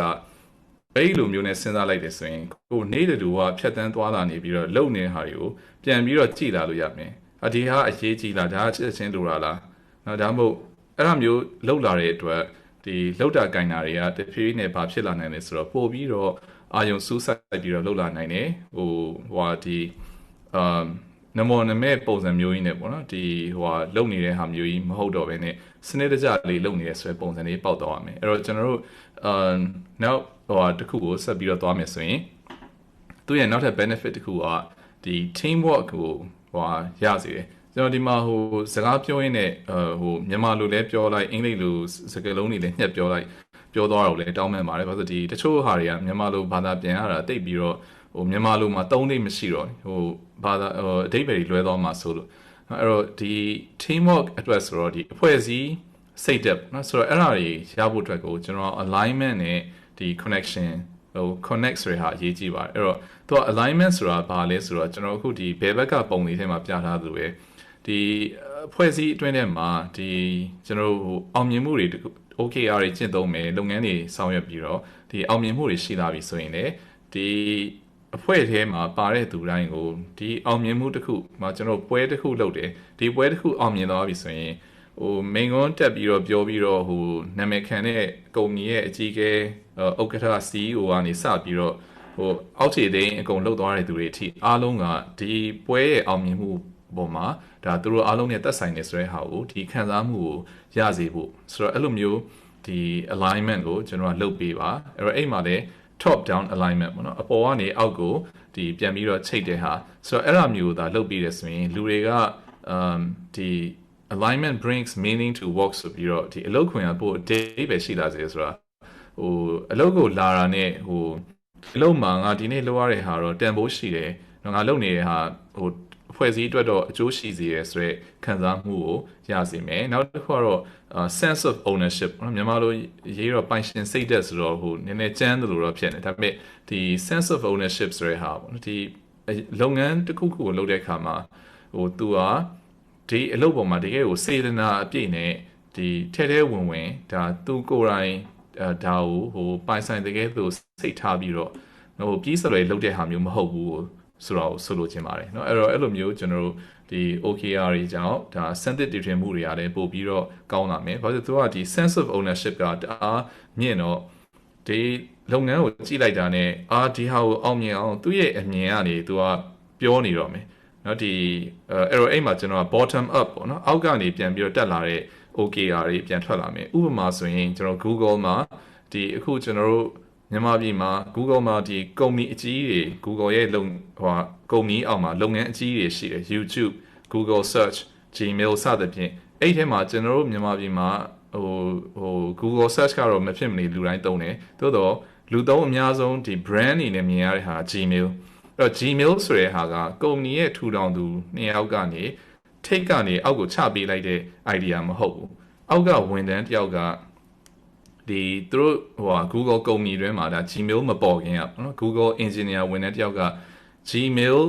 ဒီ Google search ကအရန်လွယ်ကူတယ်ဒါပေမဲ့ email တွေပို့ရင်ဘာဖြစ်လို့ Google search လိုမျိုးရှာဖွေလို့မရတာလဲဆိုတော့သူကမကျေနပ်တဲ့အတွက်ဒီ email client တခုကို Google ကုမ္ပဏီတွင်းမှာအဲ့ engineer တစ်ယောက်ကအောက်ကနေသူ့ဘာသူစမ်းသက်ပြီးတော့ရေးဆွဲပြီးတော့အထက်လူကြီးတွေကိုပြပြီးအထက်ကသဘောကျလို့လက်ခံလိုက်တာကနေ Gmail ဆိုတာထွက်လာတာเนาะအဲ့တော့အောက်ခြေကနေမြင်တဲ့လိုအပ်ချက်တွေကတခါလေးကြာရင်ကျွန်တော်တို့ကုမ္ပဏီမှာဒီဌာနဆိုင်ရာအကြီးအကဲတွေเนาะဒီ department head တွေဟို CEO တွေအနေနဲ့မမြင်ရတဲ့ဟာတွေကအောက်ခြေကနေလည်းပြန်ပြီးတော့တက်လာနိုင်တယ်အဲ့တော့ဒီဟို bottom up OKRs တွေကိုလည်းလက်ခံပေးပါเนาะအဲ့တော့မှပို့ပြီးတော့ကောင်းသွားမယ်အဲ့တော့ကျွန်တော်တို့ဒီမှာဒီအဖွဲ့အစည်းနှစ်မျိုးကိုကျွန်တော်ပြောရမယ်အဲ့တော့ဒါကလည်းကျွန်တော်မြန်မာနိုင်ငံမှာဒီမြင်တွေ့နေရတဲ့အဖွဲ့နှစ်ခုမျိုးပဲဒါဟိုကျွန်တော်တို့ဟိုပတ်သက်နေတဲ့ကုမ္ပဏီတွေလုပ်ငန်းတွေအသင်းအဖွဲ့တွေ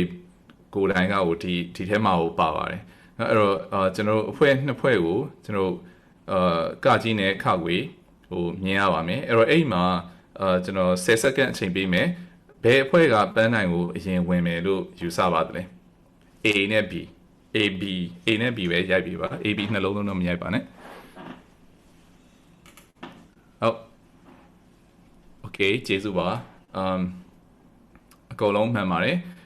အဲ့တော့ B ကပန်းနိုင်ကိုအရင်ရမယ်ဒါဟိုအရင်တိတာထင်ရှားတာပဲเนาะကျွန်တော်အခုလိုမျိုးပုံနဲ့ကြည့်လိုက်တဲ့အခါမှာ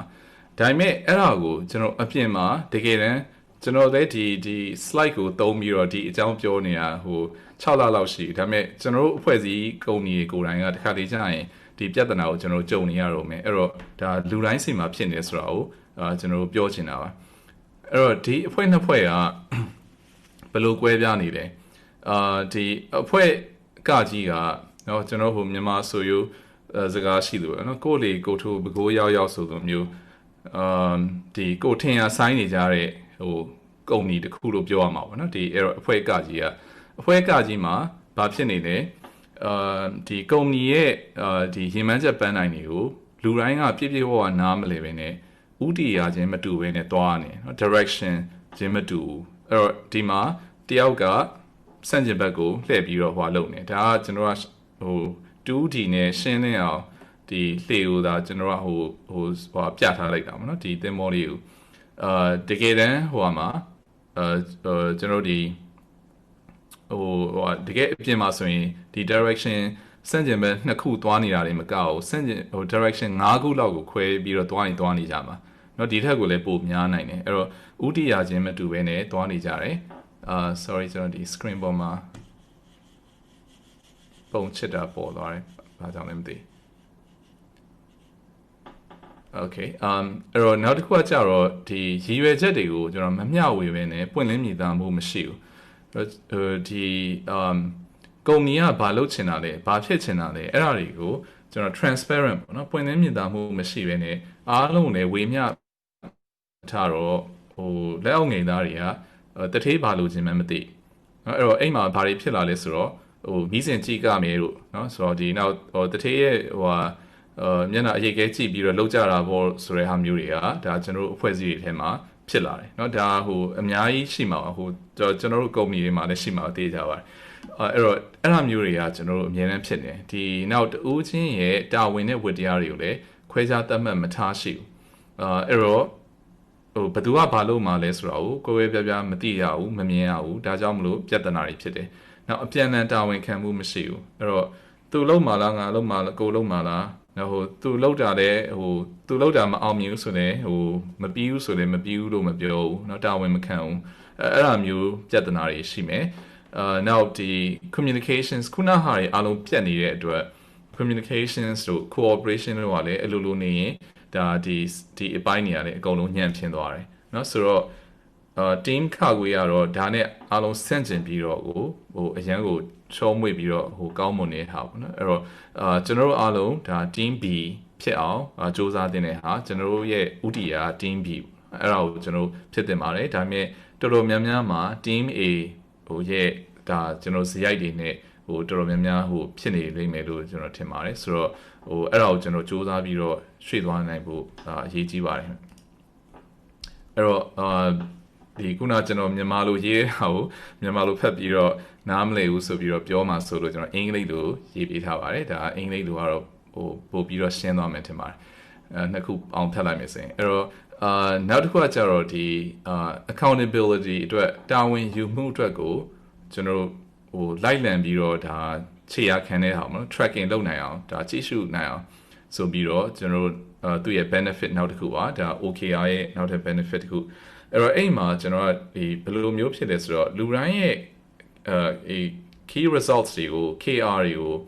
မြင်သာအောင်ဖွင့်ပြထားတော့ဒီ public ဖြစ်အောင်လုပ်ထားနောက် trackable လုပ်ထားအဲ့တော့ဒီလူတိုင်းရဲ့ဟာတွေကိုတိုင်းထွာပြီးတော့ခြေရခံနိုင်တဲ့အတွက်အဖွဲ့တစ်ခုလုံးကတယောက်နဲ့တယောက်ကောင်မလေးအလုပ်လုပ်ရလားကောင်ကရောဖြစ်ရလားဘာလားညာလားဆိုပြီးတော့တယောက်နဲ့တယောက်ကောလာဟာလာတွေgossip တွေ rumor တွေပေါ့နော်အဲ့ဒါတွေလည်းပြောနေစရာမလိုဒီ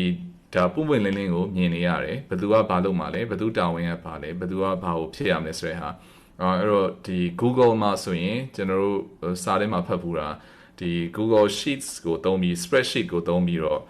သူတို့ CEO တွေကနေစပြီးတော့အောက်ကဒီ programmer တွေအကုန်လုံးဒီ OKR တွေကိုရေးထားပြီးတော့ share လုပ်ထားတယ်လို့ပြောပါတယ်ဘယ်သူမှမစုံဖွင့်ကြည့်လို့ရတယ်အဲ့တော့ကျွန်တော်ကဒီ software တွေသုံးမှမဟုတ် Google မှာဒီလိုဖြစ်စရာမလိုပါဘူးကျွန်တော်တို့ကုမ္ပဏီအတွင်းမှာဖွဲ့စည်းအတွင်းမှာ whiteboard တစ်ခုဒီဝန်ထမ်းတွေကြီးပဲမြင်ရတဲ့နေရာတစ်ခုမှာဒါတွေအားလုံးချရေးထားပြီးတော့စာရွက်နဲ့ကတ်ထားလိုက်အဲ့ဒါဆိုလည်းရှင်းသွားတာပဲကျွန်တော်ဥမာ3လတစ်ချိန်လဲမယ်ဆိုရင်3လတစ်ချိန်ဒီဟာကို update လုပ်ပြီးတော့အချင်းချင်းအဲ့ဒါတွေလည်း update တွေလည်းပြန်ပြောကြဆိုရင်ဒါတော်တော်လေးပွင့်လင်းမြင်သာပြီးတော့တာဝန်ယူမှုလည်းပို့ပြီးတော့မြင်မာလာမယ်နောက်ဒီလိုမျိုးချမှတ်ထားခြင်းအပြင်အကျိုးကျေးဇူးတစ်ခုကဘာလဲဆိုတော့မှတ်ချက်တွေပြန်ပြီးတော့ပေးတဲ့အခါမှာ feedback ပေးတဲ့အခါမှာအကဲဖြတ်မယ်မှတ်ချက်ပေးရဲဆိုတဲ့အခါမှာဒီလိုမျိုးသတ်မှတ်ထားတဲ့အတွက်သူနဲ့ကိုယ်နဲ့ကြားမှာလဲဒါစာချုပ်ချုပ်ထားသလိုဖြစ်ပြီးတော့ကိုကဘာပြည်လဲနဲ့တိုင်းနေတယ်သူကဘာပြည်လဲနဲ့တိုင်းနေအဲ့ဒါလည်းမတူဖြစ်နိုင်တယ်เนาะကျွန်တော်ဒီထဲမှာ HR နဲ့ပတ်သက်တဲ့ကျွမ်းကျင်တဲ့ပုံစံတွေပါတယ်ဆိုရင်ဒါသိမှာပါဝန်ထမ်းကသူ့ဘာသူတိုင်းထွာတာပြည်တဲ့တစ်ခုသူကတော့သူ့ဘာသူအလုပ်အရန်စူးစမ်းပြီးတော့အရန်အောင်မြင်နေလို့ထင်တယ်သူ့တထေးကနောက်ထပ်ပြည်တဲ့တစ်မျိုးနဲ့တိုင်းထွာပြီးတော့ဒီကောင်လောက်တာအားမရဘူးဆိုပြီးတော့ဖြစ်နေမယ်เนาะအဲ့တော့အဲ့လိုမျိုးကျွန်တော်ဖြစ်နေတဲ့ဟာကိုဒီကျွန်တော် OKR ကြတော့ဒါအတူတူဖြစ်သွားစေတယ်เนาะတစ်ထပ်တည်းဖြစ်သွားစေတယ်အဲ့တော့ဒီ feedback သုံးပြီးတော့ကိုယ့်ရဲ့အဖွဲ့တွေကိုsupport လုပ်မယ် promote လုပ်မယ်ဆိုတဲ့အခါမှာလည်းဒီ OKR ဒီအထောက်အကူပြုတယ်အဲ့တော့ကျွန်တော်ခုနပြောတဲ့ဟာတွေအားလုံးပေါ့เนาะဒီဖွင့်သင်းမြင်သာမှုတွေချိတ်ဆက်မှုတွေဒါတွေအားလုံးမရှိနေဘူးဆိုရင်ဒီအခုလိုမျိုးပျက်စီးတော့မဲ့ကုမ္ပဏီဆိုတဲ့ဒီရုပ်ပြလေးထဲကအတိုင်းပဲကျွန်တော်တို့ကဖြစ်သွားမယ်အဲ့ဒါဘာလဲဆိုတော့တ တစ်ဖက်ကလူ၃ယောက်ကလက်လေးတောင်ပိုက်ပြီးတော့သူတို့ကလှမ်းကြည့်နေနော်ဟိုလှေထဲကိုလှေကပေါက်ပြီးတော့ရေတွေလှေရေတွေယိုပြီးတော့ဝင်နေပြီအဲ့တော့အဲ့ရေယိုတဲ့ဖက်ချမ်းမှာရှိနေတဲ့သူနှစ်ယောက်ကအသက်ကုန်ဟိုကြောက်တဲ့ကြားနဲ့ရေတွေခတ်ထုတ်နေတယ်နော်ဟိုဘက်ချမ်းမှာလှေရဲ့တစ်ဖက်ချမ်းမှာထိုင်နေလူတွေကအေးဆေးလက်ပိုက်ပြီးတော့ငါတို့ပြဿနာမဟုတ်ဘူးရေးစိတ်ဝင်တာသူတို့ဘက်ချမ်းမှာဆိုပြီးတော့ပြောနေတဲ့ပုံအဲ့တော့ဒါကိုစဉ်းစားကြည့်လိုက်မယ်ဆိုရင်ဒါကျွန်တော်တို့ကုမ္ပဏီတွေမှာဖြစ်နေလားဖြစ်နေပါတယ်နော်ဟိုကုမ္ပဏီမှာပဲတကုမ္ပဏီထဲပဲဒီဝင်ငွေလမ်းကြောင်းဒီ financial statement တူတူပဲအရှုံးမြတ်အားလုံးတူတူမျှဝေပြီးတော့သွားနေတဲ့ကုမ္ပဏီထဲမှာပဲဟိုဌာနဟိုလူကဟိုဘက်ကဟိုကြာရှုံးနေတဲ့ဟာကိုမဆိုင်လို့ပဲလက်ပိုက်ကြည့်နေတဲ့ဟာမျိုးတွေဒါဟိုမြင်ဘူးမှာပါเนาะကြုံဘူးမှာပါဆိုတော့အဲ့ဒါကကိုတစ်ခုလုံးပြီးရင်တဖြည်းဖြည်းနဲ့မြုပ်သွားမယ်ဆိုတဲ့ဟာကိုဒါသတိမမူမိကြတဲ့ဟာကိုကျွန်တော်တို့တွေ့ရပါတယ်အဲ့တော့အဲ့ဒီမှာကျွန်တော်တို့နောက်ထပ်ဘယ်သူတာဝန်လဲဆိုတဲ့ဟာ whose job is it anyway ဆိုတဲ့ဟာလေးကိုကျွန်တော်တို့ရေးပါမယ်ဒါလည်းခုနကကျွန်တော်အချိန်ချင်းပြောတဲ့အတိုင်းမြန်မာလိုကျွန်တော်ရေးပြထားတယ်ဒါကိုနားမလည်ဘူးဆိုရင်အင်္ဂလိပ်လိုပါထပ်ဖတ်လို့ရအောင်ကျွန်တော်အနောက်မှာထပ်ပြီးဖော်ပြထားပါတယ်အဲ့တော့ပုံမြင်လေးကတော့ဘာလဲဆိုတော့လူပုံကို၄ဦးရှိတယ်everybody ဆိုတဲ့နာမည်နဲ့လူတဦးရှိတယ်မြန်မာလိုဆိုတော့လူတိုင်းပေါ့နောက်တစ်ခုကကြတော့ somebody ဆိုတဲ့လူတဦးရှိတယ်မြန်မာလိုဆိုရင်တစ်စုံတစ်ယောက် now anybody ဘယ်သူမဆိုတဲ့နာမည်နဲ့လူတစ်ယောက်ရှိတယ်ပြီးတော့ဘယ်သူမှမဟုတ်ဘူးမည်သူမှဆိုတဲ့ nobody ဆိုတဲ့နာမည်နဲ့လူတစ်ယောက်ရှိတယ်အဲ့တော့ everybody somebody anybody nobody ဆိုတဲ့လူ၄ဦးရှိတယ်တဲ့ပုံမြင်လေးကအဲ့တော့အဲ့မှာဒီအလုပ်တစ်ခုအရေးကြီးတဲ့အလုပ်တစ်ခုပေါ်လာတဲ့အခါမှာဒီ somebody ဆိုတဲ့လူကတော့ somebody ကတော့လုံမှာပဲဆိုပြီးတော့เนาะတစုံတစ်ယောက်ကတော့လုံမှာပဲဆိုပြီးတေးကြတယ်ဆိုပြီးတော့ everybody ကယူဆတယ်တဲ့เนาะလူတိုင်းကယူဆတယ်အဲ့မှာ anybody ဘယ်သူမဆိုလုံနိုင်တဲ့အရာဖြစ်ပေမဲ့လည်း nobody ဘယ်သူမှဒါကိုမဆောင်ရွက်ဘူးပြီးတော့လူတိုင်း everybody ရဲ့အလုပ်ဖြစ်နေတာကြောင့်မလို့မလုပ်ကြပါလားကွာဆိုပြီးတော့ somebody ကဒီတစုံတစ်ယောက်ကဒေါသထွက်တယ်နော် or hit တယ်ဘာညာစသဖြင့်ပြဿနာရှာတယ်အဲ့တော့အိမ်မှာanybody ဘယ်သူမဆိုလုံနိုင်ခဲ့တဲ့အရာလို့ everybody ကထင်မြင်ခဲ့တော့လေeverybody ကမလုပ်ဘဲနဲ့နော်လူတိုင်းကဒါကြီးကိုမလုပ်ဘဲနဲ့စွန့်ထားမယ်ဆိုတဲ့ဟာကိုnobody ကနော်ဘယ်သူမှကြိုတင်မသိနိုင်ခဲ့ဘူးတဲ့အဲ့ဒါနဲ့နောက်ဆုံးမှာဘယ်သူမဆိုလုံနိုင်တဲ့အရာကိုဘယ်သူမှမလုပ်ခဲ့တဲ့အခါမှာလူတိုင်းကတစုံတစ်ယောက်ကိုရှာပြီးတော့အပြစ်တင်ပုံချပါတော့တယ်တဲ့ဆိုတော့အဲ့ပုံမြင်လေးပါဒီလူလေးဦးရဲ့ပုံမြင်လေးနော်အဲ့တော့ဒီပုံမြင်ကအခုဒီထဲမှာရှုပ်ထွေးနေပြီမဲ့လေကျွန်တော်ပြောပြလိုတဲ့သင်ခန်းစာတော့ရိုးရှင်းပါတယ်ဘယ်သူမှတာဝန်မယူတဲ့အခါမှာဘယ်အရာမှပြင်းမြောက်အောင်မြင်ခြင်းမရှိခဲ့ဘူးဆိုတဲ့ဟာအဲ့တော့ကျွန်တော်တို့နှစ်ယောက်ထပ်ပို့ပြီးတော့ဟိုလောက်ရတဲ့လုပ်ငန်းမှာဆိုရင်ဒါစပြီးတော့မြင်ရပြီသူလုပ်မှလို့ကိုလုပ်မှလို့အဲ့နောက်ဆုံးတော့ဘယ်သူမှမလုပ်ဘဲနဲ့ဒါပြီးသွားတဲ့ဟာမျိုးပေါ့ဆိုတော့အဲ့ဒါကိုကျွန်တော်ဒီနောက်မှာသူ့ရဲ့မူရင်းက whose job is it ဆိုတဲ့ပုံမြင်လေးဖြစ်ပါတယ်အဲ့ဒါဒီရှေးကလေးကရှိတဲ့ဒီအစိုးမိန်နေတဲ့ဟာတခုပါအဲ့တော့အဲ့ဒါကိုကျွန်တော်တို့ဒီမှာမြန်မာလိုပြန်ပြီးတော့ရေးပေးထားတာဖြစ်ပါတယ်အဲ့တော့ကျွန်တော်တို့နောက်ဒီ benefit တခုကတော့ stress for amazing ဒီဆွဲဆန့်ခြင်းတကယ်အံ့ဩဖွယ်ရာတွေဖြစ်အောင်ဆွဲဆန့်ခြင်းဆိုတဲ့ဟာအဲ့တော့အဲ့မှာဒီ Google ကLarry Page ရဲ့အရေးကြီးတဲ့ဒီအဆိုအမိန့်လေးတစ်ခုရှိပါတယ်အဲ့ဒါသူတို့ကဟိုပေါ့နော်ကျွန်တော် let's aim for Mars and it'll be good enough if we get to the moon ကျွန်တော်အင်္ဂါဂြိုလ်လောက်ကိုမှန်းပြီးတော့လုံးမလားလောက်နော်လားကဘာလောက်ကိုဟိုရောက်တာတော်အားကြမယ်ဆိုပြီးတော့ Google မှာကသူတို့ရဲ့ဒီ statement တွေထဲမှာပါပါတယ်အဲ့တော့ဟို Google ကတော့ဒါတကယ် Google ဆိုတော့သူတို့ဒီဂျိုတွေလောက်ထိကိုသူတို့မှန်းတာပေါ့နော်အဲ့တော့ကျွန်တော်တို့မြန်မာလိုမှာဆိုရင်လည်းဒါရင်တော့မှန်းမှဒူလောက်ကြမယ်ဆိုတဲ့ဟာမျိုးတွေเนาะကျွန်တော်တို့ဒီအဆိုမျိုးရှိတယ်အဆိုမိတ်နေရှိတယ်အဲ့ဒီအတိုင်းမှာပဲကျွန်တော်တို့ဟိုဒီကိုဟာကိုဒီလောက်လေးပဲလုံနိုင်တယ်ဆိုတာမျိုးမဟုတ်ဘဲနဲ့ဒါကြီးကိုဆွဲဆန့်ပြီးတော့ပေါ့နော်ဟိုဆွဲဆန့်ပြီးတော့ကျွန်တော်တို့စဉ်းစားဖို့ဒါတိုက်တွန်းတဲ့ဟာဖြစ်ပါတယ်အဲ့တော့ဒီစိန်ခေါ်မှုတွေများမယ် challenging ဖြစ်ပြီးတော့တကယ်ကို ambitious goals တွေမြင့်မားတဲ့ရည်မှန်းချက်တွေကိုတမင်တကာကိုချမှတ်ပေးပြီးတော့ လှုပ်လိုက်တယ်ဆိုရင်လူတွေကကိုယ့်ရဲ့ဝန်ထမ်းတွေကိုယ့်ရဲ့ဒီကုမ္ပဏီကလူတွေကအဖွဲ့အစည်းတွင်းကလူတွေကမမျှော်လင့်နိုင်တဲ့ဟာတွေကိုဒါစမ်းသစ်တီထွင်လာလိမ့်မယ်လို့ဒါကျွန်တော်ယူဆပါတယ်เนาะအဲ့တော့တွန်းလိုက်ရင်ဒါသူတို့တကယ် goal ရှိတွေချမှတ်ပေးလိုက်ပြီးတော့လိုအပ်တာလည်းထောက်ပံ့ပေးရမှာเนาะအဲ့ဒါဆိုရင်ဒါသူတို့မှလည်းဒါဟာတွေခွန်အားတွေပေါ့နော်ဒီစွမ်းအားတွေအများကြီးထွက်လာမယ်လို့ကျွန်တော်ယူဆတယ်အဲ့တော့ဒီလိုမျိုးလုပ်တဲ့အခါမှာဒီကိုယ့်ရဲ့ progress ကိုတိုးတက်မှုကိုတိုင်းတာဖို့ ਨੇ ဘာတွေလိုအပ်လဲဆိုတော့သိထားဖို့လိုပါတယ်ဆိုတော့အဲ့ဒါလေးတွေအရေးကြီးတယ်နောက်ဒီလိုမျိုး stretch goals တွေကဒီလိုဆွဲဆန့်ထားတဲ့ပန်းနိုင်တွေကမြင့်မှန်းထားတဲ့ဟာတွေကဒီ solutions တွေเนาะဖြေရှင်းတဲ့နည်းလမ်းတွေအဖြေတွေရှာတဲ့အခါမှာလည်းပို့ပြီးတော့အခွင့်အလမ်းတွေကိုမြင်တတ်လာမယ်ဟိုလိုလေးလုပ်ရင်မကောင်းလားဥပမာကျွန်တော်တို့စာအုပ်ထုတ်တယ်စာဆောင်ထုတ်တယ်ဆိုတော့ဒီစက်ကူတွေဈေးကြီးလာတယ်ဆိုရင်အဲ့စက်ကူဈေးကြီးတဲ့စက်ကူစားဈေးပိုသက်သာတဲ့စက်ကူမှာသဘာဝပတ်ဝန်းကျင်တွေလည်း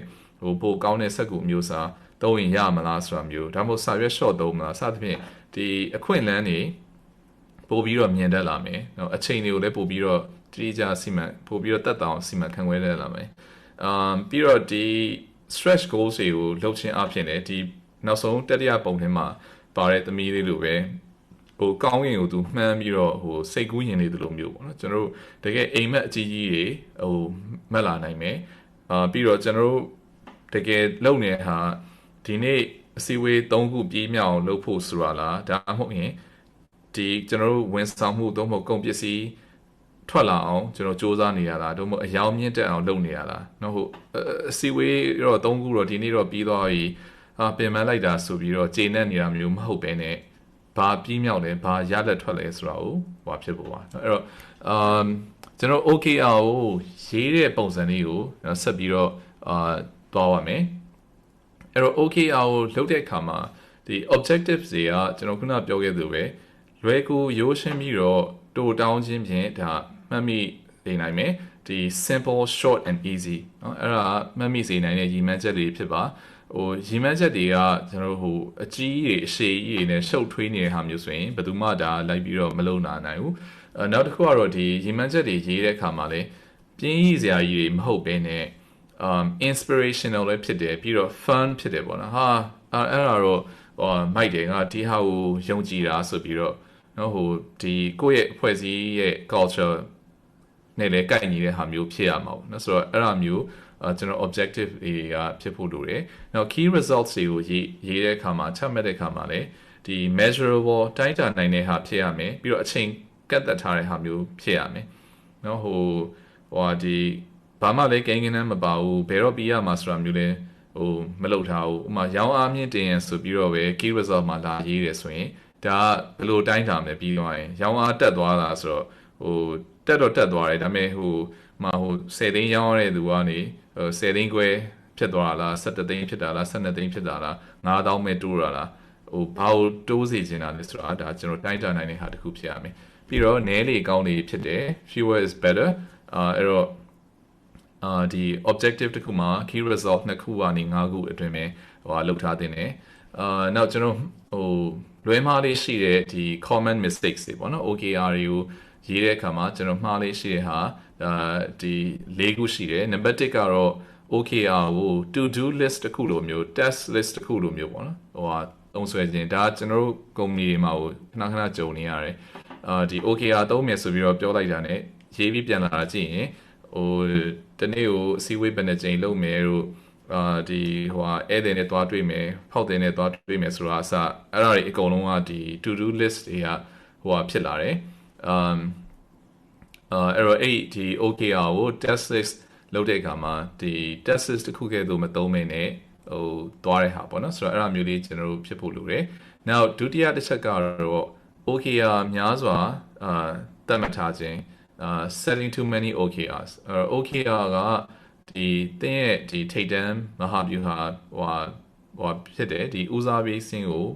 ဖော်ပြရင်ဖြစ်တယ်เนาะ top strategic priorities ကိုလုပ်ဖို့ဒီလောက်ဆရာရှိသမျှဟာတွေအားလုံးကိုချရေးဖို့မဟုတ်ဘူးအဲ့တော့မှန်တယ်ဒီအဖွဲ့အစည်းတွေမှာလုပ်ချင်တဲ့ဟာ25ခုရှိရင်ရှိမယ်เนาะပြီးတော့ဒီတစ်ချိန်ချိန်ကြာရင်တဖြည်းဖြည်းနဲ့ဒါတွေကပြီးသွားမယ်ဆိုတာမျိုးဒါပေမဲ့ကိုယ့်ရဲ့ ဒီနှစ်အတွက်ဒီလအတွက်ဒီ3လအတွက်အရေးကြီးဆုံးကဘာလဲဆိုတာကျွန်တော်တို့ကြည့်ဖို့အရေးကြီးပါတယ်เนาะအဲ့တော့နောက်တစ်ခုကကြတော့အဲ့တော့ဒီမှာခုနကကျွန်တော်ပြောတဲ့ဒီအတိုင်းပဲနော်ကျွန်တော်ဒီ number 3ထဲမှာOKR တွေကဒီ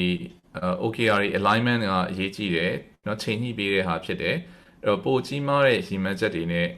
ချိတ်ဆက်ပေးတဲ့ဟာเนาะအဲ့တော့အဲ့မှာအရေးကြီးတဲ့ဟာတူကအဖွဲ့သားတွေနဲ့တည်တည်ကြကြအသိပေးဆောင်ရွက်ဖို့ team members တွေနဲ့ပေါ့နော်ဒီ communicate clearly လုပ်ဖို့ဟိုအရေးကြီးတယ်ဆိုတော့ဒီဟိုပုံလေးကိုဒီ cartoon ပုံလေးကိုတစ်ချက်ကျွန်တော်ဟိုကြည့်လို့ရပါတယ်အဲ့တော့အဲ့မှာကြည့်လိုက်ရင်sorry အဲ့တော့ဒီ cartoon လေးမှာကျွန်တော်ကြည့်လိုက်ရင်เนาะဗာမြင်ရလဲတရားစောင့်နေတဲ့ဒီသူတို့လိုချင်တဲ့ဟာတော့ဟို objective ကတော့တူတယ်เนาะဒီမြစ်ကိုကူးခြင်းနေဆိုတဲ့ဟာเนาะမြစ်ကိုကူးခြင်းတဲ့ဟာဒါပေမဲ့ဒီအိမ်နှစ်ဖွဲ့ကိုဟိုဘက်ဒီဘက်လဲဟိုလုတ်ပြီးတော့တာဝန်လဲပေးလိုက်တော့တစ်ဖွဲ့ကဘာလုပ်လာလဲတရားအပေါ်ကနေစောက်လာတယ်เนาะပြီးတော့နောက်တစ်ဖွဲ့ကကြတော့တူးမြောင်းဖောက်ပြီးတော့အောက်ကနေသွားတယ်ဒီဟို underwater tunnel ပေါ့နော်ဒီမြောင်းတူးပြီးတော့အောက်ကနေဟိုနဲ့ကူးဖို့ဆိုပြီးတော့လုပ်နေတယ်အဲ့တော့အလဲကြားမှာသူတို့သွားဆုံတော့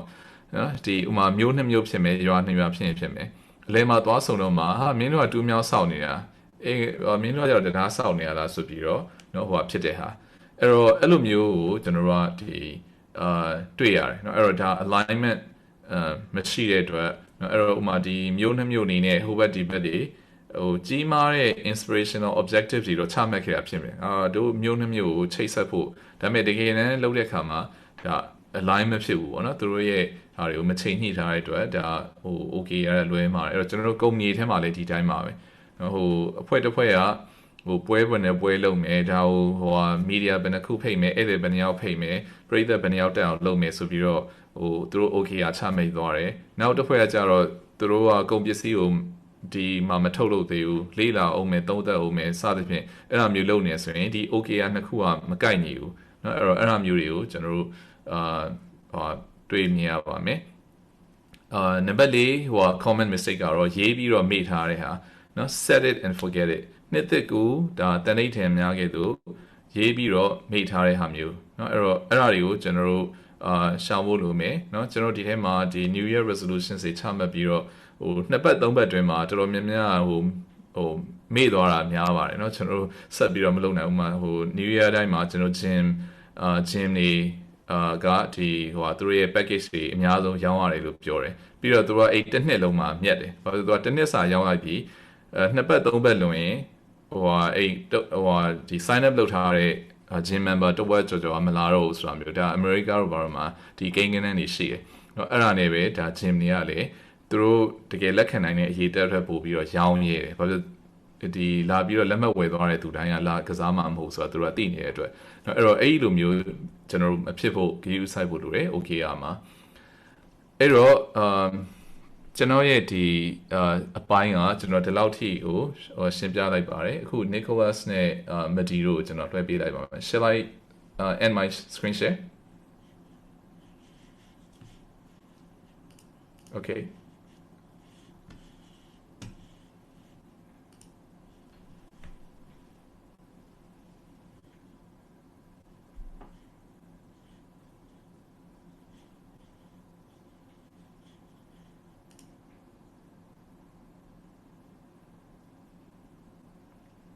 Okay, so it's time for us to work together, and it will be a little bit challenging because we are doing it remotely.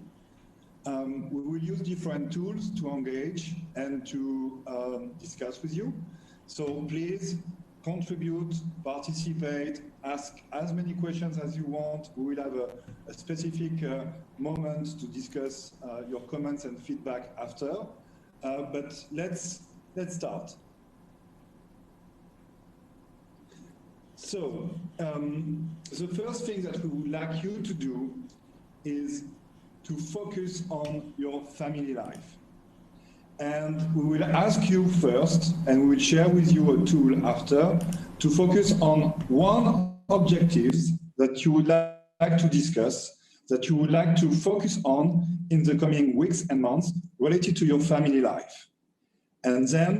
we want you to focus on key results that you would like to achieve.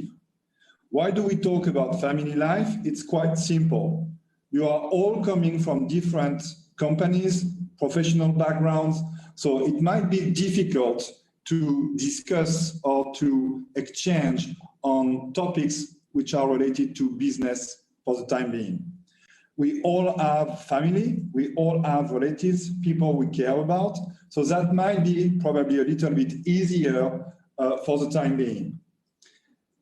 So let's start the discussion. We would like you to go on menti.com, and I will share in the chat. So my voice is too low. You can use this link as well. So please, you use the link, or you go on menti.com. Then you use the code 4731935. And then you will enter on a website, and I will start sharing it now. So first, we want you to think and to take some time to think about one objective that you want to set for your own family life.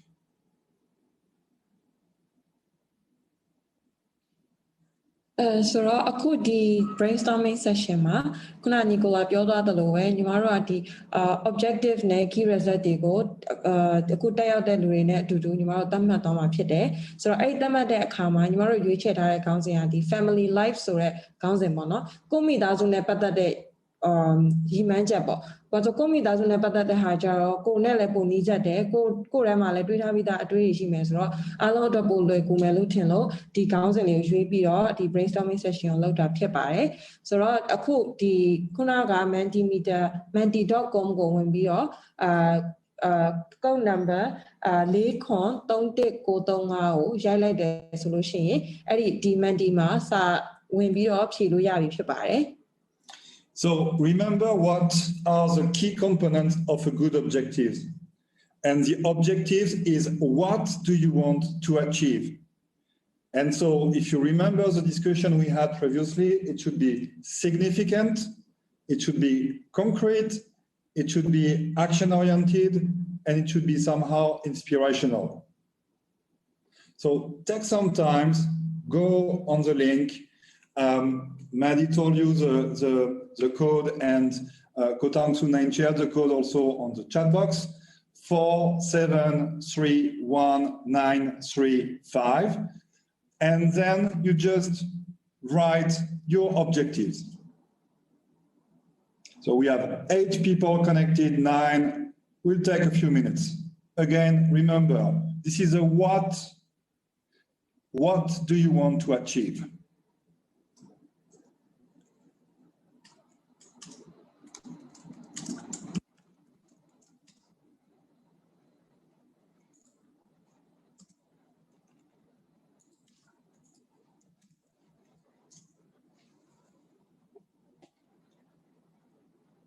Okay, 17 people.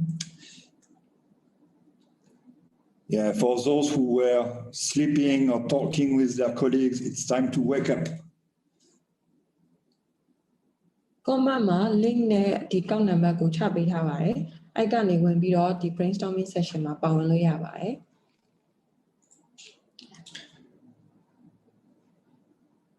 အခုအတူတူစဉ်းစားမယ့်ဟာကဒီ family life နဲ့ပတ်သက်တဲ့ objective ဖြစ်တဲ့အတွက်ကြောင့်ခုနကကိုတောင်းဆိုငိမ့် share သွားသလိုပဲ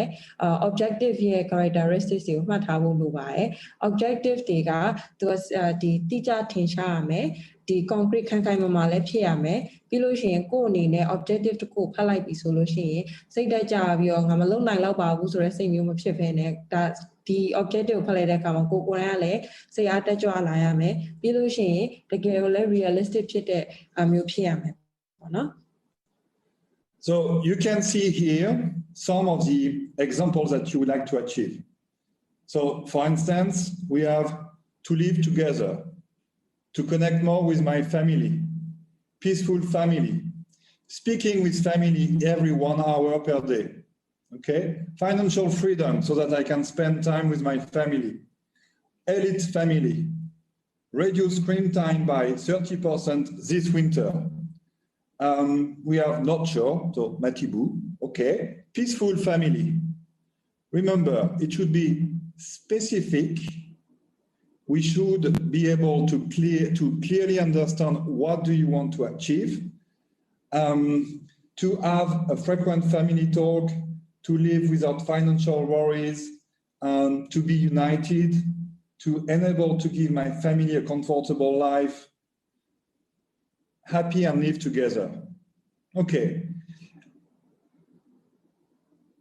To have my parents feel happy and give them everything in their life. Okay. So you see here that some of them are quite inspirational. Some might be also action-oriented. But you can see that, for instance, an objective like happy and peace, it is probably not clear enough. Because the way you will define it, the way you will understand it, might be different even within your own family. Happiness, healthy, and wealthy are tutube. So when we look for concrete elements, so for instance, like owning a house, it might be significant because we all understand what it means, a house, but then we might be a little bit more specific. Where? What kind of house? Is it a landed house? Is it a condominium? Is it in Yangon? Is it in Kalo or elsewhere on the beach? But here you see, for instance, that reduced screen time by 30% this winter. It is significant, it is concrete, it is action-oriented, and it might be inspirational as well. So you can see that even just to set a clear objectives and a good objective is not that easy. So here I see that we have a square feet. So I imagine that it is a mini condo of 1,500 square feet. Again, this is probably a good objective because then we know exactly what do we want to do. Remember, we need to create alignment. We need to be able to communicate clearly between us. We need to be able to make sure that everybody will be, rowing on the same way to achieve the objective. So that's quite important, actually, to take sufficient time to set the right objectives. And you can see that, for instance, getting married and staying together, again, it is significant, it is concrete, but then at some point, and this is eventually what we can discuss after, to reach that point, how do we reach that point is also important. So that will be the key results and something that we will be discussing just after. But the point of this quick exercise together is for you to realize that it is not that easy to set clear and good objectives. Actually, it takes a lot of time and a lot of work to make sure that we are on the right path regarding the objectives. Maddy, maybe do you want to translate a bit? Yeah. အခုဒီညီမတို့ရရှိတဲ့ဒီ objective တွေကိုကြည့်ခြင်းအပြင်ညီမတို့တွေ့ရတဲ့ဒီများများဆဆတွေ့ရတဲ့ဒီ objective တွေကပျော်ရွှင်ခြင်းနဲ့မိသားစုကိုပျော်ရွှင်ရှင်ထားခြင်းနဲ့အိမ်တစ်လုံးပိုင်ခြင်းနဲ့ပေါ့ဆိုတော့ဒီ objective တွေကိုကြည့်တဲ့အခါမှာပျော်ရွှင်ခြင်းနဲ့ဆိုလို့ရှိရင်ကျန်းမာခြင်းနဲ့ပြီးတော့ချမ်းသာခြင်းနဲ့ happiness healthy and wealthy ဆိုတော့အဲ့လိုမျိုး objective တွေဆိုလို့ရှိရင်ဒါကတော့လူတိုင်းလိုချင်တယ်လူတိုင်းဖြစ်ချင်တဲ့အရာတစ်ခုဖြစ်တယ်ဒါ objective တစ်ခုလို့ပြောလို့ရတယ်ဒါပေမဲ့အဲ့လိုမျိုးပျော်ခြင်းနဲ့ဆိုတာမျိုးထက်ကိုကအဲ့လိုမျိုးပျော်ဖို့အတွက်ဘယ်လိုမျိုးတိတိကျကျ objective တစ်ခုပို့ပြီးတော့သတ်မှတ်တင်ပါတယ်ဥပမာပျော်ခြင်းနဲ့ဆိုတဲ့ဟာကို တိုင်းတာဖို့အတွက်ကိုနောက်ပိုင်းကြလို့ရှင် key result မှာဘယ်လိုမျိုးလုပ်သွားမလဲဆိုတာပြောချင်တယ်ဆိုတဲ့ဟာအတွက်ကိုကစဉ်းစားဖို့နည်းနည်းအကျက်တည်းဖြစ်လာတယ်ဒါပေမဲ့အိမ်တစ်လုံးဝယ်တယ်ဆိုတဲ့ဟာမျိုးပေါ့နော်ကိုကအိမ်တစ်လုံးပိုင်ချင်တယ်ဆိုတော့တိတာနေပြီကိုကဒီအိမ်တစ်လုံးကိုပိုင်ဆိုင်ချင်တယ်မိသားစုနဲ့တစုတစည်းတည်းနေချင်တယ်ဆိုတော့အဲ့လိုမျိုး objective တွေဆိုလို့ရှင်ကိုယ်ကလည်း inspire ဖြစ်တယ်အိမ်တစ်လုံးပိုင်ချင်တယ်ဒါပေမဲ့ဒီထက်ပိုပြီးတော့တိတိကျကျပြောရမယ်ဆိုလို့ရှိရင်အိမ်တစ်လုံးပိုင်ချင်တယ်ဆိုတာမျိုးနဲ့မပြီးသွားဘဲနဲ့ခုနကကိုတောင်းစုငင်းပြောခဲ့သလိုမျိုးကိုယ့်ရဲ့ goal တွေကိုဒီ stretch လုပ်ပါပေါ့နော်ကိုယ်အဲ့လိုမျိုးကြီးပို့ပြီးတော့ကြီးမားမှတ်ပါဆိုကိုယ်အိမ်တစ်လုံးပိုင်ချင်တာမျိုးမဟုတ်ဘဲနဲ့အရင်တော့ကိုတွေးထားတဲ့အိမ်ကအိမ်တော့အိမ်ပဲဒါပေမဲ့ဘယ်လိုအိမ်မျိုးလဲဆိုတော့ကိုကမတွေးခဲ့မိဘူးအဲ့ဒီအတွက်ကြောင့်ကိုအိမ်တော့ပိုင်လိုက်တယ်ဒါပေမဲ့ကိုတကယ်နေချင်တဲ့အိမ်မျိုးလည်းဖြစ်ချင်မှဖြစ်နေတတ်တယ်ဆိုတော့အိမ်တစ်လုံးပိုင်ချင်တယ်ဆိုလို့ရှိရင်လည်းဥပမာကိုကခုနobjective တွေမှာတွေ့ပါတယ်ကွန်ဒိုမီနီကွန်ဒိုနဲ့နေချင်တယ်အဲ့ဒါမျိုးဆိုလို့ရှင်ပို့ပြီးတိတိကျကျဖြစ်တဲ့အတွက်ကြောင့်ကိုယ့်အတွက်လည်းပို့ပြီး inspire ဖြစ်တယ်ပြီးတော့လည်းကိုယ့်အနေနဲ့လည်းဒီ key result တွေသတ်မှတ်တဲ့အခါကြလို့ရှင်ပို့ပြီးတော့ efficient ဖြစ်တဲ့ OKR တစ်ခုရမှာဖြစ်ပါတယ် Okay, so let's imagine that the objective that we all want to achieve is that one, to own a house with a compound within 3 years. This is the what. What do we want to achieve together is this specific objectives. Now, what I would like you to do is basically to think about the key results that we need to consider to achieve that objective. So remember, what are key results? The key results are the how. How do we achieve and how will we achieve the objective? And the objective is to own a house with a compound within 3 years. So what do we need to do? How do we reach this goal? And remember, for the key results, they should be specific, time-bounded, they should be aggressive, so it means ambitious and realistic, and we need to be able to measure them and to be able to check and to verify if the key result that we have set is achieved or not. Meaning that if I set a key result, Maddy or Kotang-Sunain should be able to verify if I manage to achieve it. So အခုဒီ now brainstorming တခုကကြတော့ခုန objective စဉ်းစားတဲ့အခါမှာညီမတို့ခုနကဒီအိမ်တစ်လုံးကိုခြံနဲ့အတူတူခြံပါတဲ့အိမ်တစ်လုံးကို3နှစ်အတွင်းမှာပိုင်ဆိုင်ခြင်းနဲ့ဆိုတော့ objective ပေါ့နော်ဆိုတော့အဲ့ objective ပြည့်ဖို့အတွက်ဘယ်လို key result တွေသတ်မှတ်ကြမလဲပေါ့အဲ့ဒီဟာကိုညီမတို့ brainstorm လုပ်မှာဖြစ်ပါတယ်ဆိုတော့ key result သတ်မှတ်တယ်ဆိုတာကဒီ objective ကိုကခုနအိမ်တစ်လုံးခြံနဲ့အိမ်ကို3နှစ်အတွင်းလိုချင်တယ်ဆိုတဲ့ဟာကိုဘာလုပ်ရမလဲဆိုတာကိုကသိပြီဒါပေမဲ့ဘယ်လိုမျိုးဒီ objective ကိုပြည့်အောင်လုပ်မလဲဆိုတာကိုစဉ်းစားတဲ့အခါမှာ key result တွေကအထောက်အကူပြုပါတယ်ဆိုတော့ key result တွေကိုသတ်မှတ်တဲ့အခါမှာသတိထားရမယ်သူ့ရဲ့ characteristic တွေရှိပါတယ်အဲ့ဒီကကြတော့ key result သတ်မှတ်တဲ့အခါမှာဒီ key result တွေဒီကိုယ်တိုင်ကလည်းmeasurable ဖြစ်ဖို့လိုတယ်ဒီဟာ3နှစ်အတွင်းမှာကိုကလုပ်မယ်လို့ပြောထားပြီးတော့ကို key result ထဲမှာအချိန်ကြီးမပါလာဘူးဘယ်လောက် amount ကိုကပတ်စံစုပတ်စံစုမယ်ထားပါတော့ပတ်စံစုမယ်3နှစ်ဒီတစ်နှစ်ကိုတသိန်းစုမယ်လို့ပြောလိုက်တယ်ဆိုလို့ရှိရင်တစ်နှစ်လုံး10သိန်းစုမယ်လို့ပြောလိုက်တယ်ဆိုတစ်နှစ်လုံးဒီ10သိန်းကိုကိုစုပြစ်လားမစုပြစ်ဘူးလားဆိုတာတိုင်းတာနိုင်ဖို့လိုပါတယ်အဲ့ဒါမျိုးဆိုရင် key result ကကြတော့ဒီတစ်နှစ်မှာ10သိန်းလတိုင်းတစ်လကို10သိန်းစုနိုင်ရမယ်ဆိုတာမျိုး key result မျိုးဖြစ်တယ်မှာဆိုတော့ဒီလိုမျိုးkey result သတ်မှတ်တဲ့အခါမှာသတိထားမှာကဒီတိတိကျကျဖြစ်ရမယ်အချိန်ကန့်သက်လည်းပါရမယ်ပြီးလို့ရှိရင်ကိုကဒီ realistic ပေါ့နော်ကိုလုံနိုင်တဲ့ key result မျိုးလည်းဖြစ်ရမယ်ပြီးလို့ရှိရင်ကိုနောက်ပိုင်းကြားလို့ရှိရင်ကိုသတ်မှတ်ထားတဲ့ key result တွေကိုကအမြဲတမ်းဒီ monitor လုပ်နိုင်ဖို့ကိုကအမြဲတမ်း check လုပ်နိုင်ဖို့လဲလိုပါတယ်ဆိုတော့အခု key result တွေကိုအခုအိမ်ဝယ်မဲ့ objective ကိုမှီပြီးတော့ key result တွေကိုmentimeter ထဲမှာထည့်ပေးလို့ရပါပြီ So what kind of action, what kind of elements do we need to consider to be able to achieve our objective? We have one feedback you can submit as many elements that you want, as many key results as you want. So think about maybe you should have a discussion with your family to agree on the location. Maybe you need also to set up a budget and then being able to save sufficient money over time. Those are all the things that you need to discuss. Maybe also about the architecture, about the plan, about the layout of the house. So those are the things, the key elements that you need to consider to be able to reach the objective.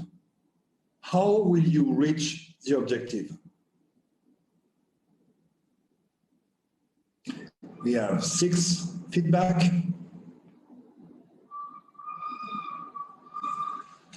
So to save a minimum of 25 lakhs per month, so this is definitely specific. This is definitely, it could be quite aggressive and realistic. And this is for sure measurable and verifiable. And then to limit family expense up to 10 lakh per month, which means that you will save 15 lakh per month.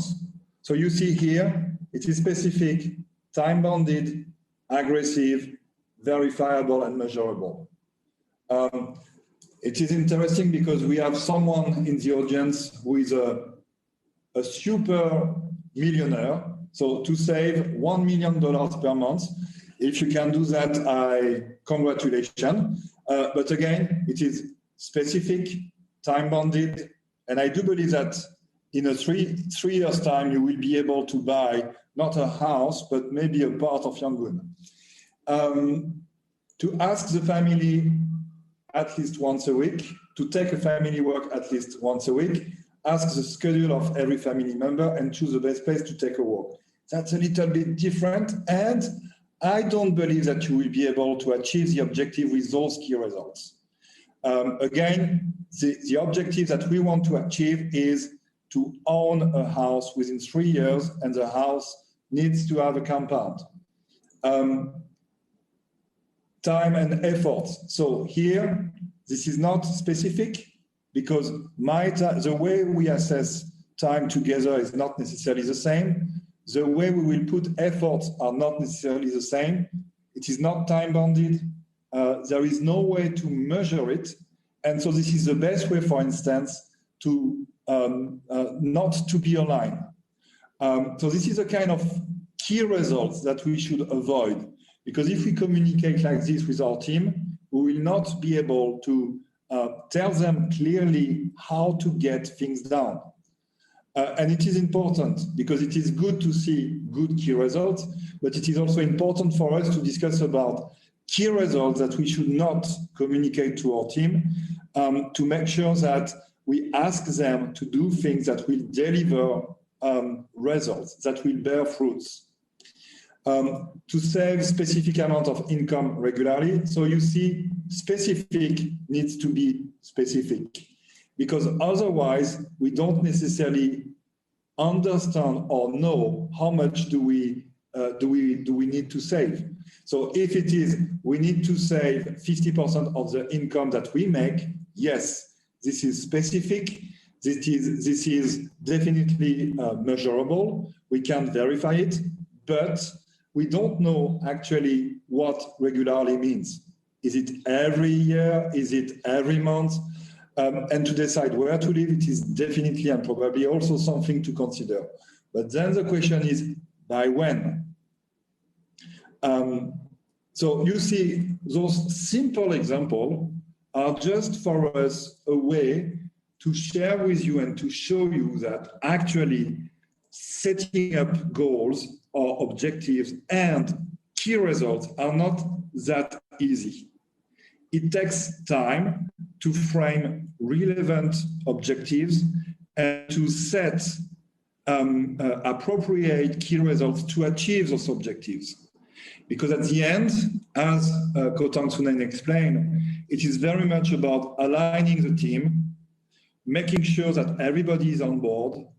and making sure that at some point we have a common understanding of what to do and how to do it. It seems easy, but you know probably already that in your own family or at work, it is sometimes extremely difficult to align everybody, to make sure that we are on the same page and that we are working on the same elements. အခု key result တွေရရှိဟာကိုကြည့်ရခြင်းအပြင်မှန်ကန်တဲ့ key result တွေလည်းတွေ့ရှိရတယ်လို့တချို့ key result တွေကိုပို့ပြီးကောင်းအောင်လည်းလုပ်ဖို့လုပ်နိုင်တာလည်းတွေ့ရပါတယ်ဆိုတော့အဲ့ဒီ key result တွေမှာခုနကပြောရတဲ့ဟာမျိုးဆိုလို့ရှိရင်အခုဒီမှာဆိုရင် to save money to earn money more than now ဆိုတော့ပတ်စံစုခြင်းနဲ့ဒီအခုထိုက်ပိုတဲ့ဝင်ငွေရခြင်းနဲ့ဆိုတော့အဲ့ဒီ key result က specific မဖြစ်ပါဘူးကိုကပတ်စံစုမယ်ဆိုတော့ဟုတ်ပါပြီအဓိကကိုကဘာဒီ objective ပြဖို့ဘာလုပ်ရမလဲဆိုတာထက်ဘာလုပ်ရဒီလုပ်ရမယ့်ဟာကိုဘယ်လိုမျိုးလုပ်ရမလဲဘယ်လိုမျိုးဒီ objective ပြည့်အောင်ဘယ်လိုမျိုးကိုdrive လုပ်ရမလဲဆိုပြီးတော့ key result တွေကိုသတ်မှတ်တာဖြစ်ပါတယ်ဆိုတော့ခုနကပတ်စံစုမယ်ဆိုလို့ရှိရင်လည်းဒီထဲမှာတချို့ key result တွေမှာပါပါတယ်ဒီပတ်စံစုမယ်ဆိုလို့ရှိရင်တစ်နှစ်ကိုပတ်စံဘယ်လောက်စုမယ်ဒီတစ်လကိုပတ်စံဘယ်လောက်စုပြီးတစ်နှစ်ဆိုရင်တော့ဘယ်လောက်ကိုရအောင်ရရမယ်ဆိုတော့ဒါမျိုးကိုပြန်ကြည့်တဲ့အခါမှာတစ်နှစ်ပြည့်သွားတဲ့အခါမှာကိုပြန်ကြည့်လိုက်လို့ရှိရင်ကိုကတစ်နှစ်ကိုမှန်းထားတာ300စုပြအောင်လို့ကိုကမှန်းထားပြီမဲ့ကိုပြန်ကြည့်လိုက်တော့အခါတော့ကိုက100မဟုတ်ဘဲနဲ့80လောက်ပဲစုမိတယ်ဆိုလို့ရှိရင်ကိုယ့်ရဲ့ key result ကမပြည့်မီသေးဘူးကိုနောက်အချိန်တွေကိုထပ်တိုးလိုက်တဲ့အချိန်တွေကြာလို့ရှိရင်ကိုကပို့ပြီးတော့ကိုငါဘာတွေပြင်ဆင်ဖို့လိုလဲဒီလောက်မစုနိုင်တာဘာအတွက်လဲဆိုတာမျိုးနဲ့ညီမတို့ကပြန်ပြီးတော့ဒီ objective တွေပြည့်မီအောင်ထပ်ပြီးစူးစမ်းလို့ရပါတယ်အဲ့လိုမဟုတ်ဘဲနဲ့မတိချဘဲနဲ့ပတ်စံစုမယ်ဆိုပြီးတော့ပဲထားလို့ရှိရင်နောက်နေ့ objective ကိုပြန်ကြည့်တဲ့အခါမှာလဲဒါပတ်စံစုမယ်ဆိုတဲ့အနေအထားမှာပဲရှိနေမှာပါကိုဘယ်လောက်စုမိလဲဆိုတာလဲကိုတတိမရှိဘူးပြီးလို့ရှိရင်ဒီအချိန်တစ်ခုပြည့်သွားတဲ့အခါမှာကိုကအိမ်တစ်လုံးဝယ်ဖို့နောက်3လို့သတ်မှတ်ထားပေးမယ်အချိန်တစ်ခုပြည့်သွားတဲ့အခါကျတော့ကိုစုမိတဲ့ပတ်စံကကိုဝယ်မဲ့အိမ်အတွက်မလောက်တာတော့ဒီလိုမျိုးတွေဖြစ်လာနိုင်ပါတယ်ဆိုတော့ဒီ objective တွေ key result တွေသတ်မှတ်တဲ့ဟာမလွယ်ကူပါဘူးတေးသေးချာချာအချိန်ယူပြီးတော့ကိုအားစိုက်ထုတ်ရမယ့်ဟာတွေကိုဒီ objective ပြအောင်ဘယ်လိုမျိုး drive လုပ်ရမလဲဆိုတော့အဲ့အချက်တွေအကုန်လုံးတေချာစဉ်းစားပြီးတော့OKR တွေသတ်မှတ်ဖို့လိုပါတယ် Okay, let's continue. So I will go back to our presentation. We can use presentation mode. In present mode, we cannot see. In present mode, they cannot see us. So basically, so we discussed about all those elements. Okay, so we discussed about, and we started to discuss about the objective and the key results for your family. But let's discuss about how can we proceed if we want to set up objectives and key results for an organization, for a group of people who are working together. And this is probably a little bit more complicated because basically when we work together, when we work as a team, there is different agendas. There might be as well different timelines to consider and elements to look at to build up relevant objective and key results. You might not have the authority as well to define or to set up those objectives alone. So you might and you must probably consider working with different people to work on those elements. So basically, what we would like to start discussing with you is a tool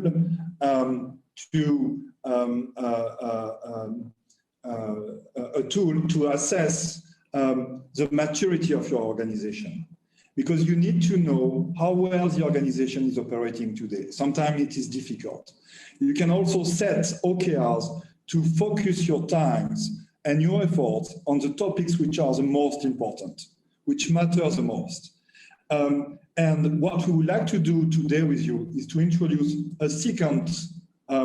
tools that we find quite useful and which we used actually not only for ourselves but for other people as well. So that book is, and this tool is a book written by Matt Watkinson. And this is a book from, which is extremely useful. The grid actually is a very simple yet efficient framework to assess the maturity of any business and organization.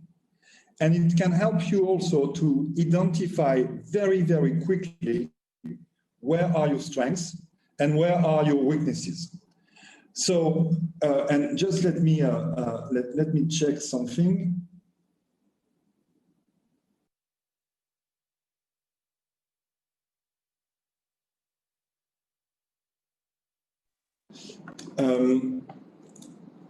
Okay. Okay, now I understand what you said.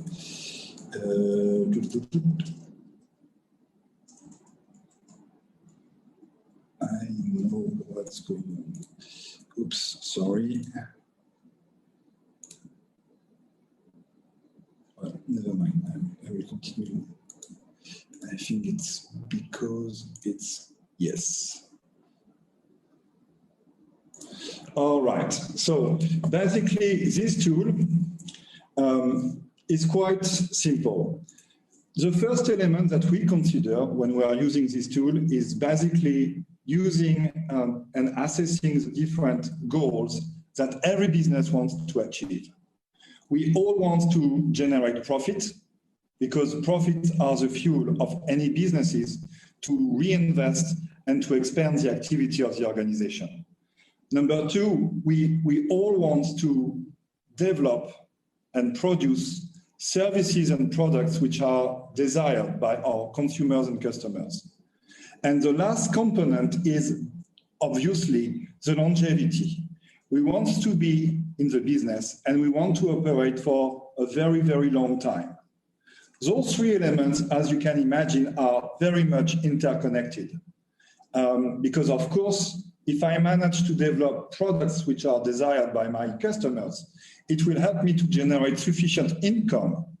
And if I generate sufficient income, I will be able at some point to reinvest and to grow my assets, meaning that I will be able to be here for a long time. The second element which is important is basically the factors which can change my organization. And obviously there is three factors to consider. First, customers or consumers, and their behavior can change quickly. I imagine, and I remember when I was coming first in Myanmar in 2010, SIM cards were extremely expensive, and nobody knows Facebook at that time. Within 10 years, everybody is on Facebook in Myanmar, and everybody is using Facebook to connect, to engage, to buy products and services online. The second example is market conditions. 12 months ago, before COVID, we were very used to travel easily. It was not complicated for us to buy things, to be together in a meeting room, and actually that would have been quite different to have this kind of training with you in the same room. Everything has changed within a couple of months, and the market has changed as well. And then we have the organization. The work from home has changed everything for all our organizations. And now we need to embrace technology. We need to change the way we work together to be able to adapt everything. So basically, what we want to achieve with those elements is when you articulate the goals, so desirability, profitability, and longevities with the change factors, customer behavior, market conditions, and organization, then you have a matrix. And with this matrix, basically, you can easily identify the strengths and the weaknesses of your organizations. For instance, customer behavior and desirability. Are we able to fulfill the wants and the needs of our customers? Do we share the same values? Do we have or do we understand their goals? And of course, it might change quickly, right? Regarding the desirability and the market conditions, it's very much about the competition.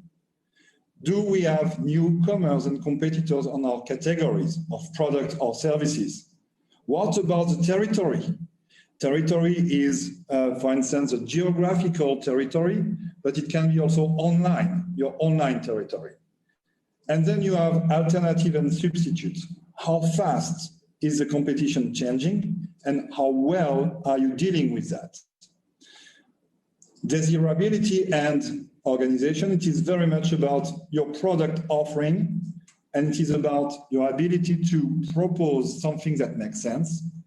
It is about your ability to develop and to create a brand which is powerful. And it is very much about providing your customers with a good and smooth experience. And when you look at those different elements, you will know quickly where you are strong and when you need to focus. And likewise, profitability and customer behavior, it is a revenue. So it will be about your ability to generate revenue, your ability to set the price you want, and the ability to also deal and to manage the volume that you want. Bargaining power is about your ability to negotiate good terms and conditions with your customers, your suppliers, and also your ability to deal and to anticipate potential legal and regulatory change on your business. And then profitability and organization, it is very much about cost management. It is your ability to manage your fixed cost. It is your ability to also optimize the variable cost, and it is your ability to plan the capital expenditure, so investment. Longevity and customer behavior. Here we have customer base. Do we have people, customers and consumers who are very well aware about us? Is it difficult for us to get new clients, so acquisitions? Is it difficult for us to retain our clients? Longevity and market conditions, we have immutability. Do we have a way today to protect legally our business, our brands, our products? Do we have any durable advantage? And how are we competing with the markets? And the last one is longevity and organization, and it is the adaptability of the organization. It is about how well do we manage the cash position? Is it difficult for us to expand or, au contraire, to reduce the organization? And how easy or difficult is it for us to manage the complexity of the organization? If you are managing a company which has thousands of subsidiaries, then it will be difficult, basically, to manage and to transform the operations and the organizations. So basically, what and why do we use Okr? It is simply to support the transformation of organization and to focus, by using the grid, the work and the time of the different teams and the different departments on the topics that matters. When you manage to align the grid and the OKR framework, then you can focus on what matters. You can agree together on the topics which are probably the most important for the evolution of the organization. And that is why it is important to have and to discuss internally on those topics, because you will not be able to find out and you will not be able to provide the answers to all those topics. That's why at some point you need to talk with the finance team, you need to talk with the operations teams, with the HR, with the sales team, to get elements to be able to assess precisely how your organization is performing on each square of this tool. And then once you identify the topic and the component which are the most important for you, then you can use the OKR framework to clarify what do you want to do, and with the key results, how will you deliver the results. So in short, The presentation we had today with Kotang Sunain is just a very first introduction to share with you two important tools, the OKR framework on one side and the grid on the other. We do believe, and you will all have access to the presentation and to the ebook that we have prepared. And if at some point you want to continue the discussion with us, we'll be extremely happy to have further conversation. We have, and we used the OKR framework for us, for Yever. So we set up our objective and key results for 2021, 2023, 2025, and even 2030. And we also used exactly the same tools with some of our clients to help them clarifying their goals, their objectives, and their key results, and also to engage all their teams and to ensure that there was an alignment internally. That's it for us today. I do believe, and I hope that you will have questions. Before we go to the questions, I will be very thankful if you can go back on Menti, because we would like you to tell us how we did. So if you can just go back to Mentimeter. Okay.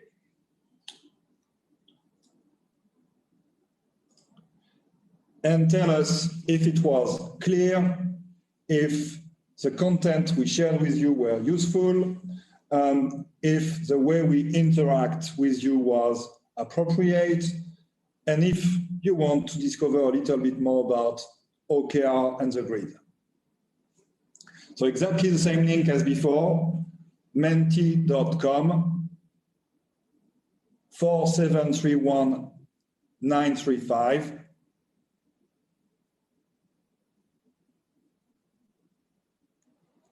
And tell us and share with us your feedback. And if you have any questions, please, you can use the chat box to ask the questions, and we will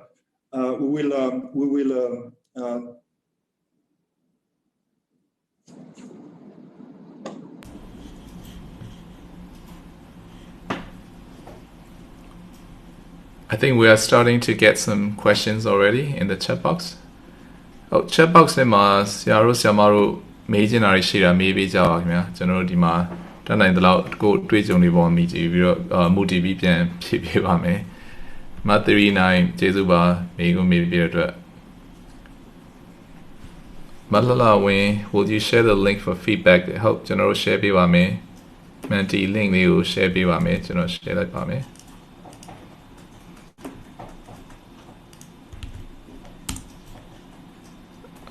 Nicolas လေး share လိုက်ပြီ ဦးဟိမင်းထွန်းကျေးဇူးတင်ပါတယ်မိကုန်းနေshall I translate for you Nicolas? Please, or Maddy? Okay. I'm doing it. Maddy will do it? Okay. Yeah. So OKR သတ်မှတ်တဲ့အခါမှာဒီ grid ကို I will translate to Nicolas.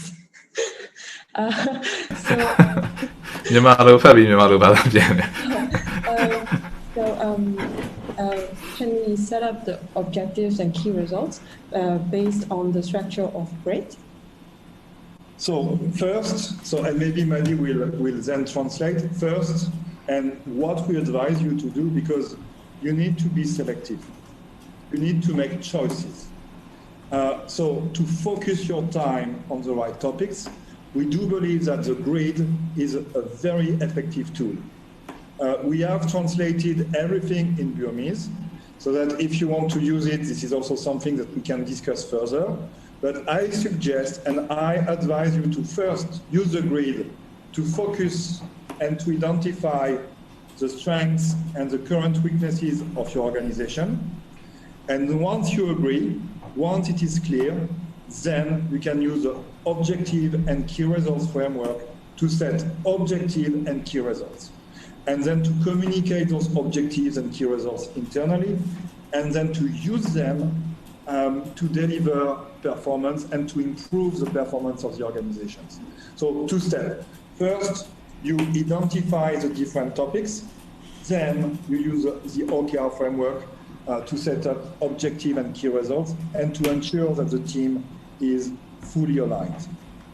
ဆိုတော့အခုဒီ OKR သတ်မှတ်တဲ့အခါမှာညီမတို့ grid ကိုမိတ်ဆက် grid ကိုလည်းမိတ်ဆက်ခဲ့တယ်ဆိုတော့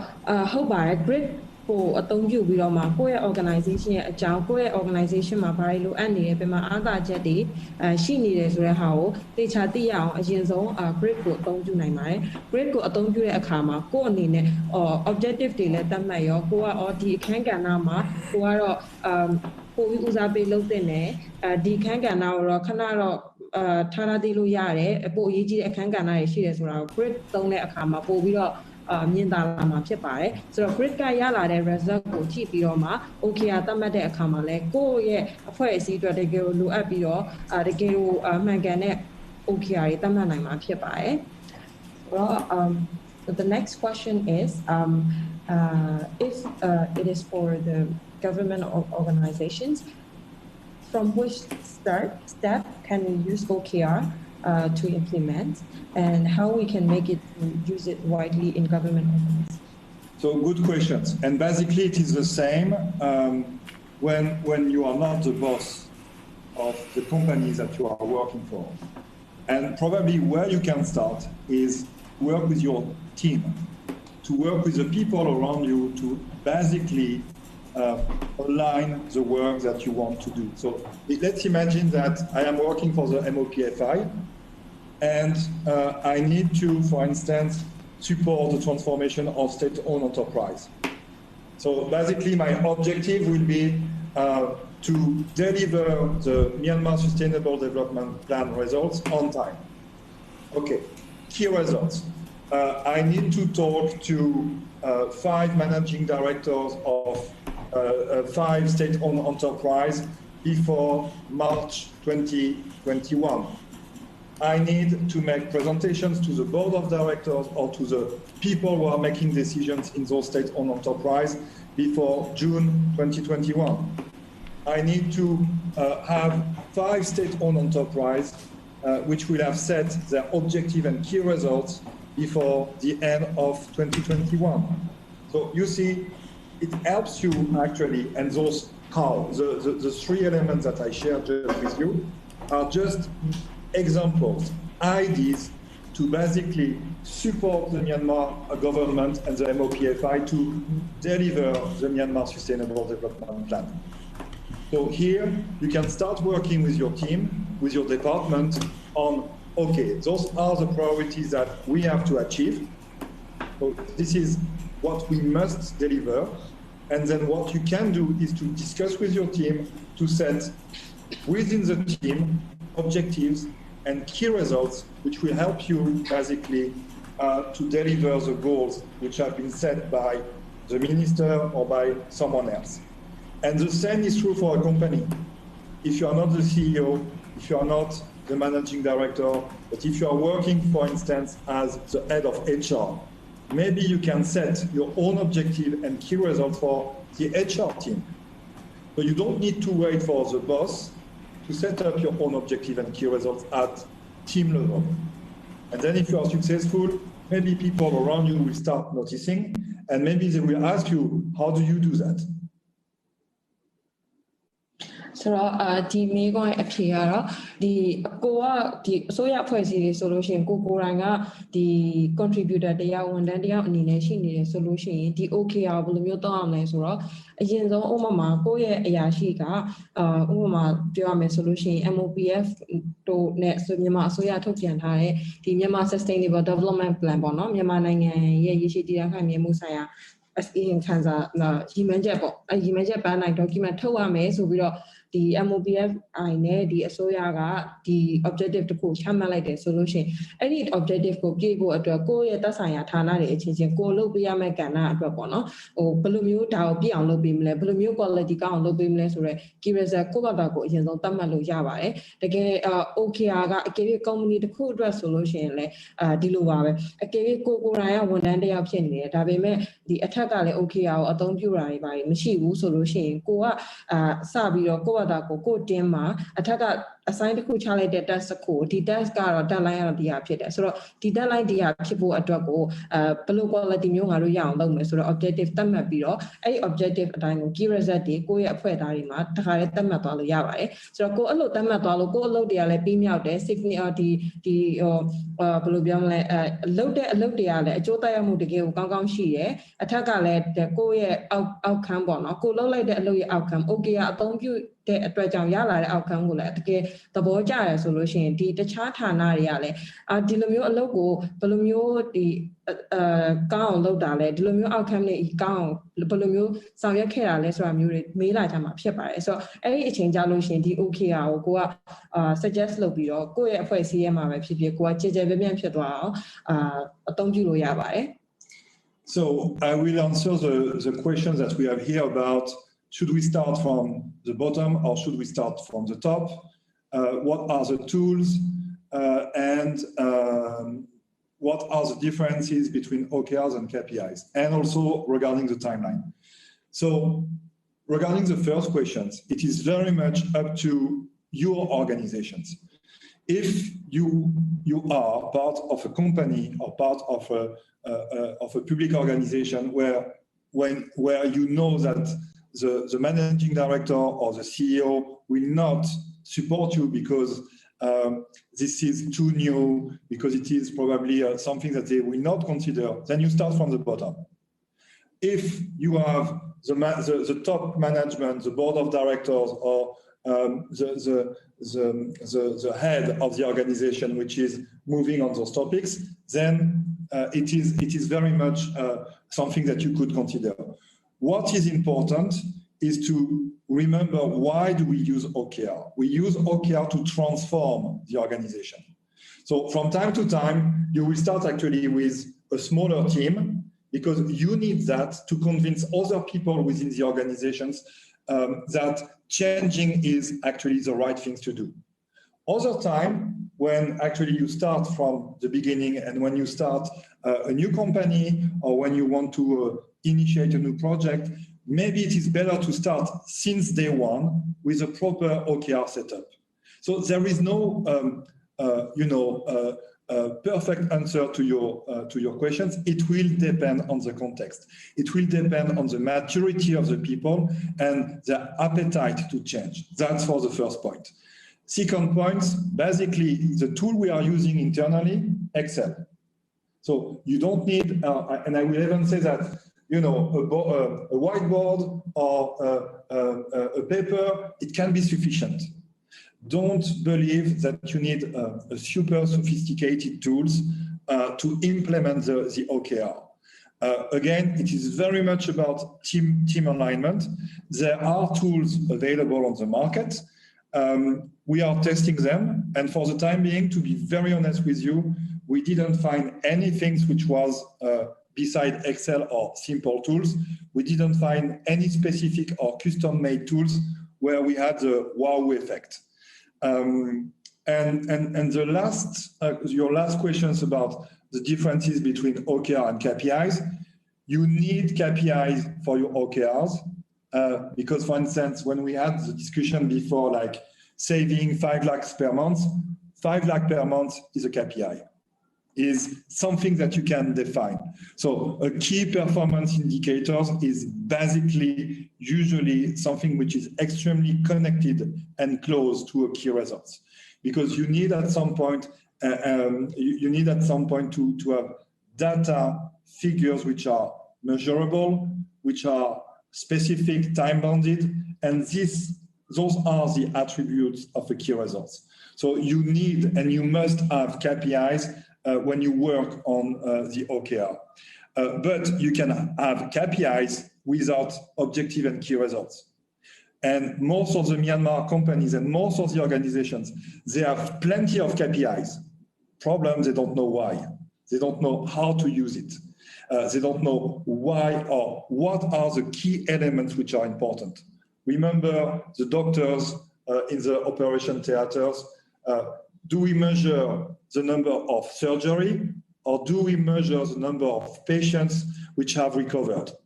Those two things are KPIs. One is related to a positive outcome, and this is what Ocr are trying to support and to catalyze. The other one is just a basic KPI.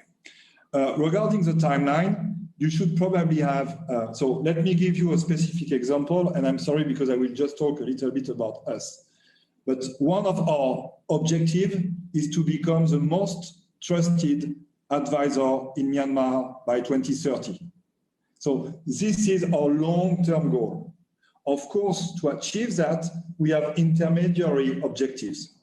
And for each intermediary objective, we have intermediary key results. And it helps us basically, when we said that, it helps us to do three things. Remember, we told you to stretch for amazing. So you need to know, you need to continuously remind yourself, why do we do that? We do all those things here at Yever to, at some point, earn your trust and to become the most trustable advisor in the country. So this is our long-term plan. But of course, we have many things in between to deliver the results. So it is a mix of long-term and short-term. It is a mix of keeping always and having always in mind the big pictures and being able to explain and to communicate clearly with each and everyone within the organization. So we have still two questions. So one from Thierry 9, the other one from Katie Kine. So the Kunaga Apiego, merely summarize lower men solution. Okay, go attack on the Savi Dona PPA, go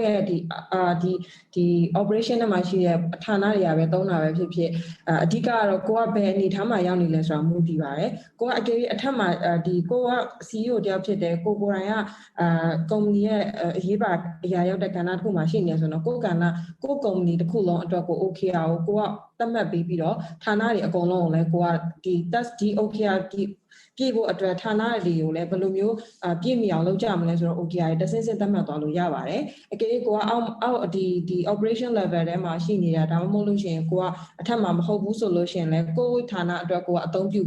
the Chatanari, let's suggestion baby or Ocr, Jabian, don't know Yavare. So, Ocr don't a drugger, again, or the online tools, she got it. I mean, I do see a young lower the last one, lower about so a cook, you are Ocr, the Kutama solution, the Ocr, the Sayama, Sayabeb ship here, why would we a digger to go. Kotamata Ocr, go for Sia Luri, go Tana Luri, got the contribute Loma Luria, Chishan Lim Boluai. So the local Chishan Lim Yame, Elamuption I get do the Kuso and Singular, is also the Yava. So the Dosi Takaki, don't be Roma, Loyame, so we are Ocr Mashiva, Saya de Yatan and Savio Lulu Yava.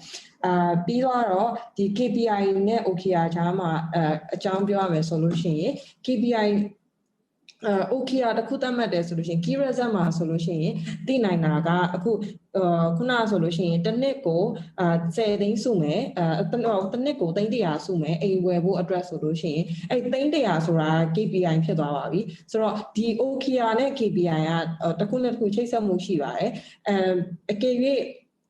KPI, Ocr Baben and KPI and Kurel, Poesima, to go a Joshian, don't chalu yava, a solution, Yamananga, Comni, and Yaishiva, the solution, the KPI, Yai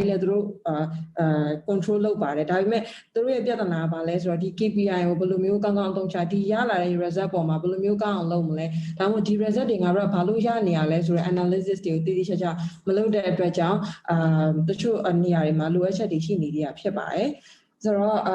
timeline အရာပြောရမယ်ဆိုလို့ရှိရင် OKR ကညီမတို့ရုံးမှာ Yever မှာဆိုလို့ရှိရင်2030မှာကိုသတ်မှတ်ထားတဲ့ goal တစ်ခုရှိပါတယ်အဲ့ဒါကတော့ဒီစီးပွားရေးအကြံပေးအနေနဲ့ပေါ့2030မှာဒီမြန်မာနိုင်ငံမှာအယုံကြည်ရဆုံးစီးပွားရေးအကြံပေးကုမ္ပဏီတစ်ခုဖြစ်ချင်တာပဲဖြစ်ပါတယ်ဆိုတော့အဲ့လိုမျိုးအကြံပေးကုမ္ပဏီဖြစ်ချင်တယ်ဆိုဒါကျမတို့2030အထိဆိုလို့ရှိရင်ဒါအရန်ကိုရှိရဲ့ long term OKR တခုပေါ့နော်ဒါပေမဲ့2030ပြည့်ဖို့အတွက်အလယ်မှာ2021 2023 2025ဆိုပြီးတော့အလယ်မှာ mid term goals တွေလည်းရှိပါသေးတယ်အဲ့ mid term goals တွေရဲ့အောက်မှာ key result တွေအစင်စင် OKR အစင်စင်နဲ့ team တွေခွဲပြီးတော့အကုန်လုံးကအလုံးဒီ objective ပြည့်မီဖို့စူးစမ်းနေကြပါတယ်အဲ့ဒါဆိုလို့ရှိရင်ခုနက Nicolas ဖြေသွားတဲ့မေးခွန်းတွေကပါဖြစ်ပြီလို့ထင်ပါတယ် So can you just translate, Maddy, the two questions in Burmese? I will answer quickly, and then we have the lucky draw. So, we need to, he would like to get a confirm because no matter what we did to achieve the goals, it is just to achieve the goals. It is all about OKR, right? Yes. ဟုတ်ပါတယ်ဆိုတော့market တီခိုင်ရဲ့မိကုန်းကိုဖြေရမယ်ဆိုလို့ရှိရင်she is a designer so for the design project she has to work on the outcome and also the output the outcomes are the creative and responsive design results but the outputs are the creative process so with the good output we can produce the good outcome. So, for example, the relationship between the designer and the client and also the consultant. So, it is important to build a good relationship to also achieve the goals. So, when we use the OKR in designing processes, can we use output to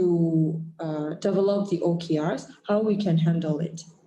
I'm not sure with the question. maybe we will have a specific follow-up discussion with Katie on this point because we know each other. So it's time for the big moment because we are offering 2 ebooks. We have here, and so I didn't touch it because of COVID, and this is Maddy who prepared it. We have here all the name of all the participants, and we will ask Maddy to select 2 paper. So you don't see it, but there is all your names here. And Maddy, please, you will have to select 2 papers. And so we will know the name, then the email address, and then today you will receive an ebook by email. Okay. So number 1, it is Thierry Taiksan. I hope that I say it well. And number 2.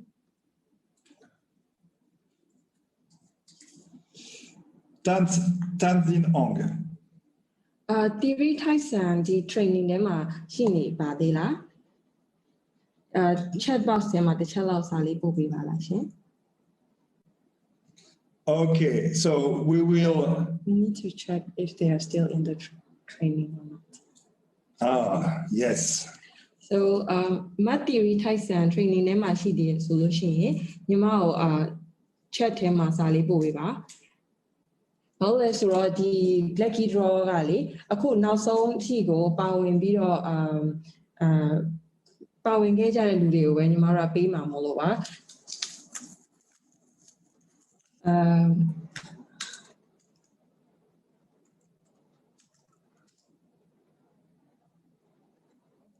Yes, Delange. Okay. Okay. So I hope that you had a good time with us. We enjoyed very much on our side to do it. I hope that at some point we'll be able to have a session, a real session with everybody in a room. But if you have any comments, feedback, feel free to share it with us. And it was our pleasure to have this conversation with you. Back to you, Potenza.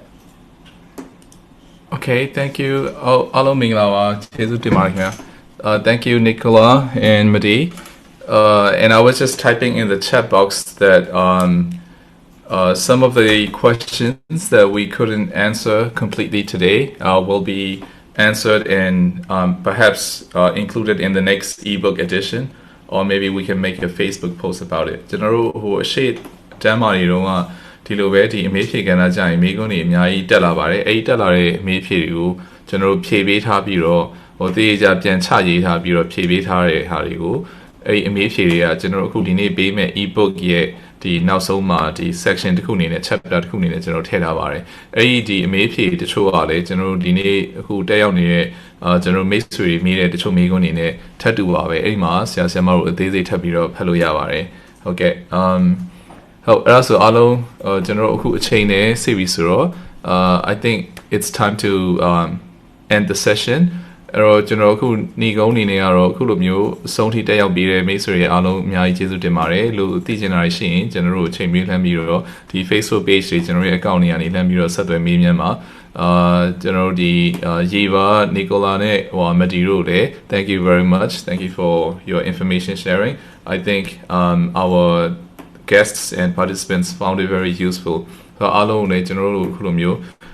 ဟောပြောပို့ချခွင့်ပေးတဲ့အတွက်လာရောက်ပြီးတော့နားထောင်ပြီးတဲ့အတွက်အများကြီးကျေးဇူးတင်ရှိကြောင်းပြောကြားရင်းနဲ့ကျွန်တော်ဒီနေ့ session လေးကို end လိုက်ပါမယ် we'll end the session thank you thank you